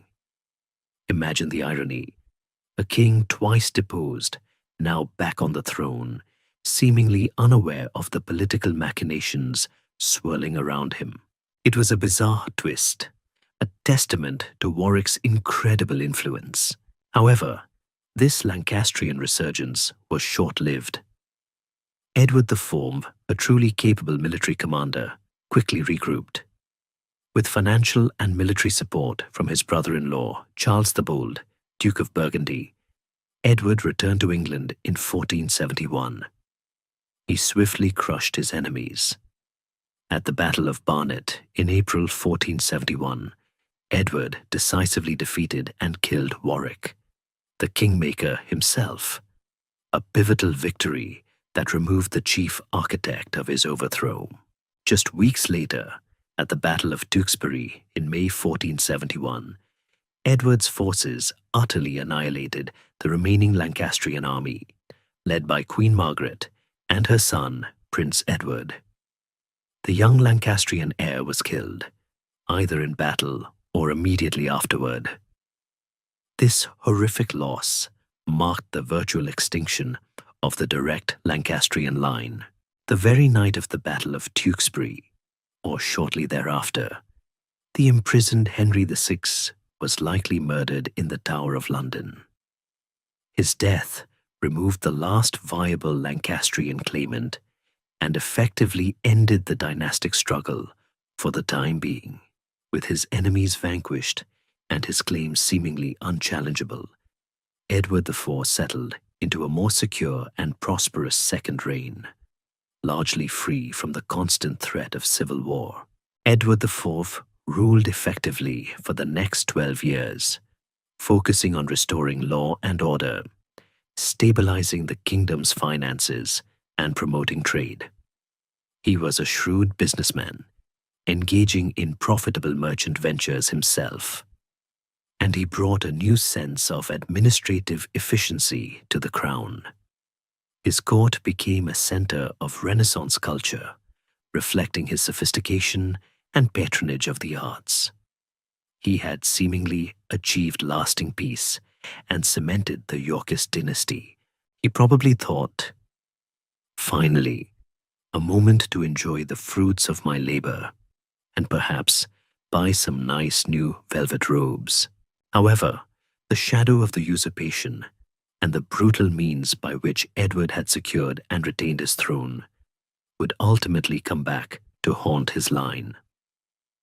When Edward IV suddenly and unexpectedly died in 1483 at the age of 40, leaving behind two young sons, the princes in the Tower, and a politically ambitious Woodville family, the precarious nature of dynastic succession in England was once again exposed.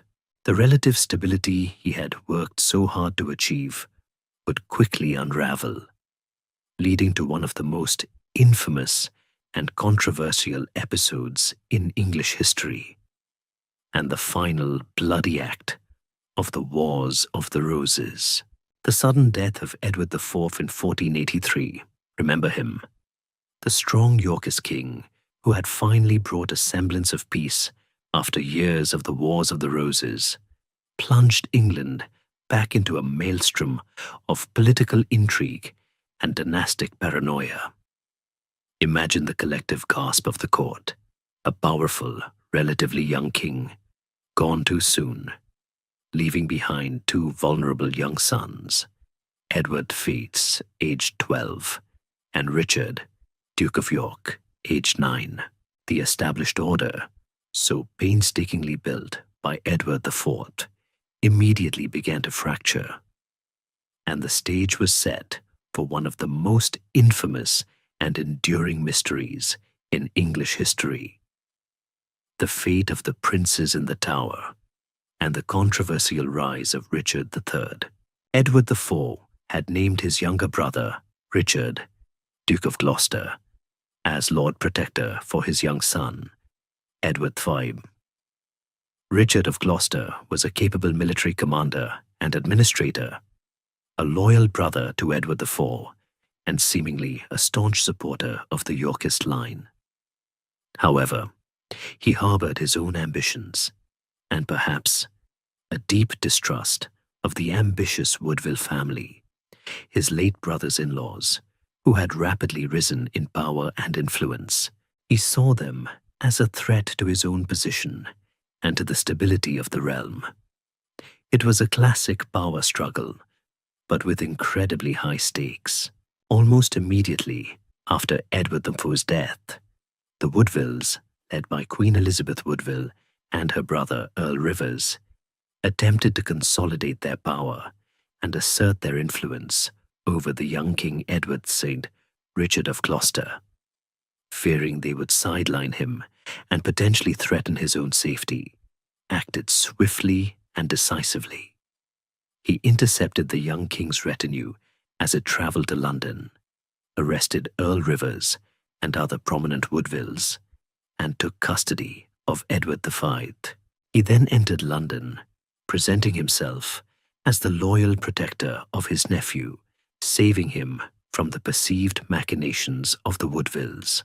The two young princes, Edward V and his younger brother Richard, Duke of York, were subsequently lodged in the Tower of London, ostensibly for their safety and in preparation for Edward V's coronation.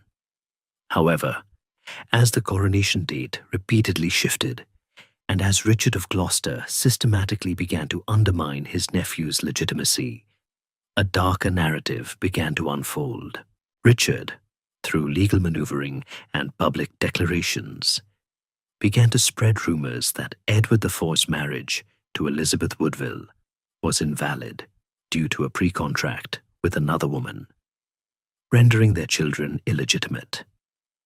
This was a shocking accusation, effectively declaring his nephews bastards and therefore ineligible for the throne. Historians still argue whether this claim had any true legal basis or was simply a convenient fabrication. On June 25, 1483, Parliament, pressured by Richard and his supporters, passed the Titulus Regius, declaring the two princes illegitimate and consequently Richard of Gloucester the rightful king. The very next day, Richard III was crowned King of England. Imagine the disbelief, the whispers, the stark reversal of fortune. A protector had become a king, and two innocent boys had effectively vanished from public view. The fate of the princes in the Tower remains one of the greatest unsolved mysteries in English history. After Richard III's coronation, Edward V and Richard, Duke of York, were never seen alive again. What happened to them? Did Richard III have them murdered to secure his throne? This is the most widely accepted theory, perpetuated by Tudor historians who demonized Richard, but also supported by circumstantial evidence? Or did they die of natural causes? Or were they perhaps smuggled away to safety by loyalists to reappear later? The lack of definitive evidence, despite centuries of speculation and investigation, continues to fascinate and haunt historians. Their disappearance, however, undoubtedly served Richard III's immediate interests, removing any rallying point for opposition to his rule. Richard III's reign, though short, 1483–1485, was marked by attempts to consolidate his power and gain legitimacy. He enacted some progressive legal reforms, but his usurpation and the lingering suspicion surrounding the prince's fate alienated many. He faced constant conspiracies and disaffection, even from former allies. A major rebellion, led by the Duke of Buckingham, once a key supporter, erupted in 1483, though it was quickly crushed. The fact that a powerful nobleman would turn against a king so recently enthroned underscores the pervasive distrust and instability of the era. The greatest threat to Richard III's reign, however, came from a seemingly unlikely figure, Henry Tudor. Henry was a distant claimant to the Lancastrian throne, tracing his lineage through John of Gaunt's illegitimate line, later legitimized, but still somewhat tenuous, and his mother, Margaret Beaufort. He had spent most of his life in exile in Brittany and France, a quiet exile, until circumstances aligned in his favor. He was not a charismatic figure or a renowned warrior, but he was cautious, intelligent, and crucially, had survived the brutal culling of the Wars of the Roses. In August 1485, Henry Tudor, having secured financial and military support from France and a growing number of disaffected English nobles, landed with a small invasion force at Milford Haven in Wales, his ancestral homeland. As he marched eastward, his army swelled with recruits, including many who were weary of constant conflict and distrustful of Richard III. The stage was set for the final, decisive confrontation of the Wars of the Roses on August 22, 1485, at the Battle of Bosworth Field. The forces of Richard III and Henry Tudor met. Richard, despite facing a larger and increasingly confident rebel army, fought with characteristic bravery, even leading a desperate charge directly at Henry Tudor. But he was betrayed by some of his key allies, most notably the powerful Stanley family, who dramatically switched sides during the battle. Richard III was killed in the thick of the fighting, famously losing his crown in a bush, or so the legend goes. His body was ignominiously stripped and thrown over a horse, carried back to Leicester.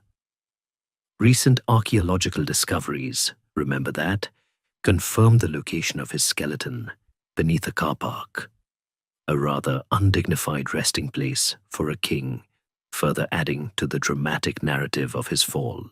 The death of Richard III at Bosworth Field marked the end of the Plantagenet dynasty, which had ruled England for over 300 years.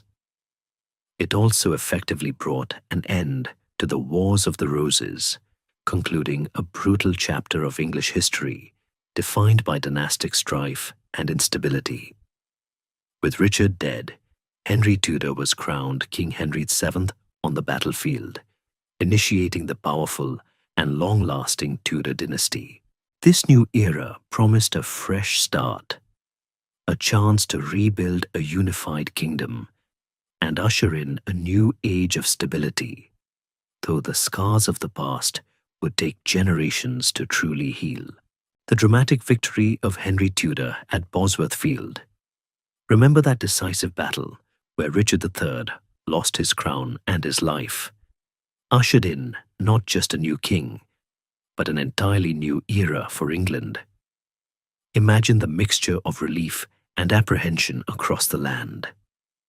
Relief that the brutal Wars of the Roses were finally over, but apprehension about whether this new king, Henry VII, the first of the Tudor dynasty, could truly bring lasting peace after generations of dynastic bloodshed. His reign, lasting from 1485 to 1509, would largely be defined by his shrewd efforts to secure his precarious throne, restore royal authority, and lay the foundations for the powerful Tudor monarchy that would dominate the next century. Henry Tudor's claim to the throne was by strict hereditary right, rather weak, stemming from a legitimized illegitimate line of John of Gaunt and his mother, Margaret Beaufort, a formidable figure in her own right. He knew he could not rely solely on conquest. His first and most crucial move to cement his legitimacy and unite the warring factions was his marriage in 1486 to Elizabeth of York, daughter of Edward IV and niece of the deposed Richard III. This symbolic union, blending the red rose of Lancaster with the white rose of York, was a stroke of political genius, effectively uniting the warring houses and ending the dynastic feud. It was a powerful message to a weary nation. The two sides were now one, and the wars were truly over. Finally, you can almost hear the weary nobles sigh. A marriage that actually brings peace, not more war. Henry VII was not a charismatic warrior king like some of his predecessors. Instead, he was a cautious, meticulous, and incredibly astute politician and administrator. He possessed a keen financial mind, obsessed with rebuilding the royal treasury, which had been depleted by years of civil war and royal extravagance. He achieved this through various means: careful management of crown lands, increasing customs duties, and the rigorous, often unpopular, enforcement of feudal dues and fines. His chief financial ministers, Richard Empson and Edmund Dudley, were notorious for their ruthless efficiency in extracting money, sometimes through dubious legal means, making him a rich king, but not always a popular one. His early reign was still plagued by several challenges to his authority, mostly in the form of pretenders claiming to be one of the princes in the Tower or other Yorkist claimants. The most significant were Lambert Simnel, who impersonated the Earl of Warwick, a nephew of Edward IV who was actually imprisoned in the Tower, and Perkin Warbeck, who claimed to be Richard, Duke of York, one of the princes in the Tower. These pretenders, often backed by disgruntled foreign powers or remaining Yorkist sympathizers, tested Henry's resolve. He deftly handled these threats, often through a combination of military force, shrewd espionage, and diplomatic pressure. He famously put Simnel to work in the royal kitchens after capturing him, a rather understated yet effective way of deflating his pretensions. This showed not only his cunning, but also a surprising, and rather rare for the time, streak of mercy. Domestically, Henry VII focused on restoring law and order after decades of chaos. He curbed the power of the overly mighty nobles, strictly enforcing laws against livery and maintenance, the practice of nobles maintaining private armies. He revived and strengthened the Court of Star Chamber, a royal council that dealt with unruly nobles and ensured royal justice, often operating without juries and making it a powerful tool of royal authority. This was a king who understood that true power lay not just in owning land, but in controlling the mechanisms of government and justice. He also cultivated strong alliances through judicious dynastic marriages for his children. His eldest son, Arthur, was betrothed to Catherine of Aragon, daughter of the powerful Spanish monarchs Ferdinand and Isabella, solidifying an alliance with Spain. His daughter Margaret married James IV of Scotland, laying the groundwork for the future union of the crowns of England and Scotland. Though that would be a very long game indeed. These matrimonial alliances were crucial for England's security and its standing in Europe, shifting its focus from continental conquest to diplomatic influence. By the time Henry VII died in 1509, he had achieved his primary goals. He left England a stable, prosperous, and solvent kingdom, with a strong monarchy and a unified ruling house. He had rebuilt the royal treasury, curbed the power of the nobility, and established a system of governance that centralized power in the hands of the king, a critical foundation for the absolute monarchy that his son, Henry VIII, would further develop. The memory of the red rose and white rose, once symbols of bitter division, were now fused into the Tudor rose, a powerful emblem of unity and stability. And so, we bring our journey through the entire history of medieval England to a gentle close. From the Roman legions marching away, leaving a vacuum filled by the Anglo-Saxons, through the rise and fall of Viking invaders, the forging of a nascent English identity under kings like Alfred and Ethelstan, to the seismic shift of the Norman Conquest that redefined England's very essence. We've seen the clash of kings and archbishops, the forging of legal systems that still echo today, the grand but costly ambitions of the Plantagenets in France, and the devastating impact of the Black Death that reshaped society from the ground up. We've witnessed the desperate, bloody struggle for the crown during the Wars of the Roses, a conflict that pitted family against family, culminating in the improbable triumph of Henry Tudor, who finally brought an end to centuries of medieval chaos and ushered in a new era.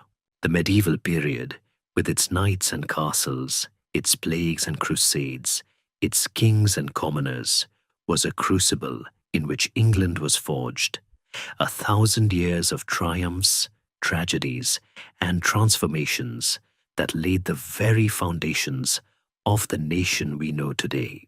As the echoes of medieval trumpets fade into the quiet of the night, and the ghosts of kings and queens, knights and peasants settle back into the long sleep of history, perhaps you can now imagine the whispers of their lives, their struggles, and their dreams drifting through the ancient stones of castles and abbeys, carried on the gentle breeze of time.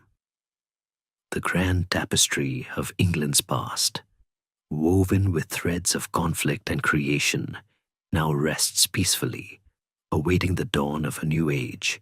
Let these stories, rich with human drama and the slow march of progress, lull you into a restful slumber.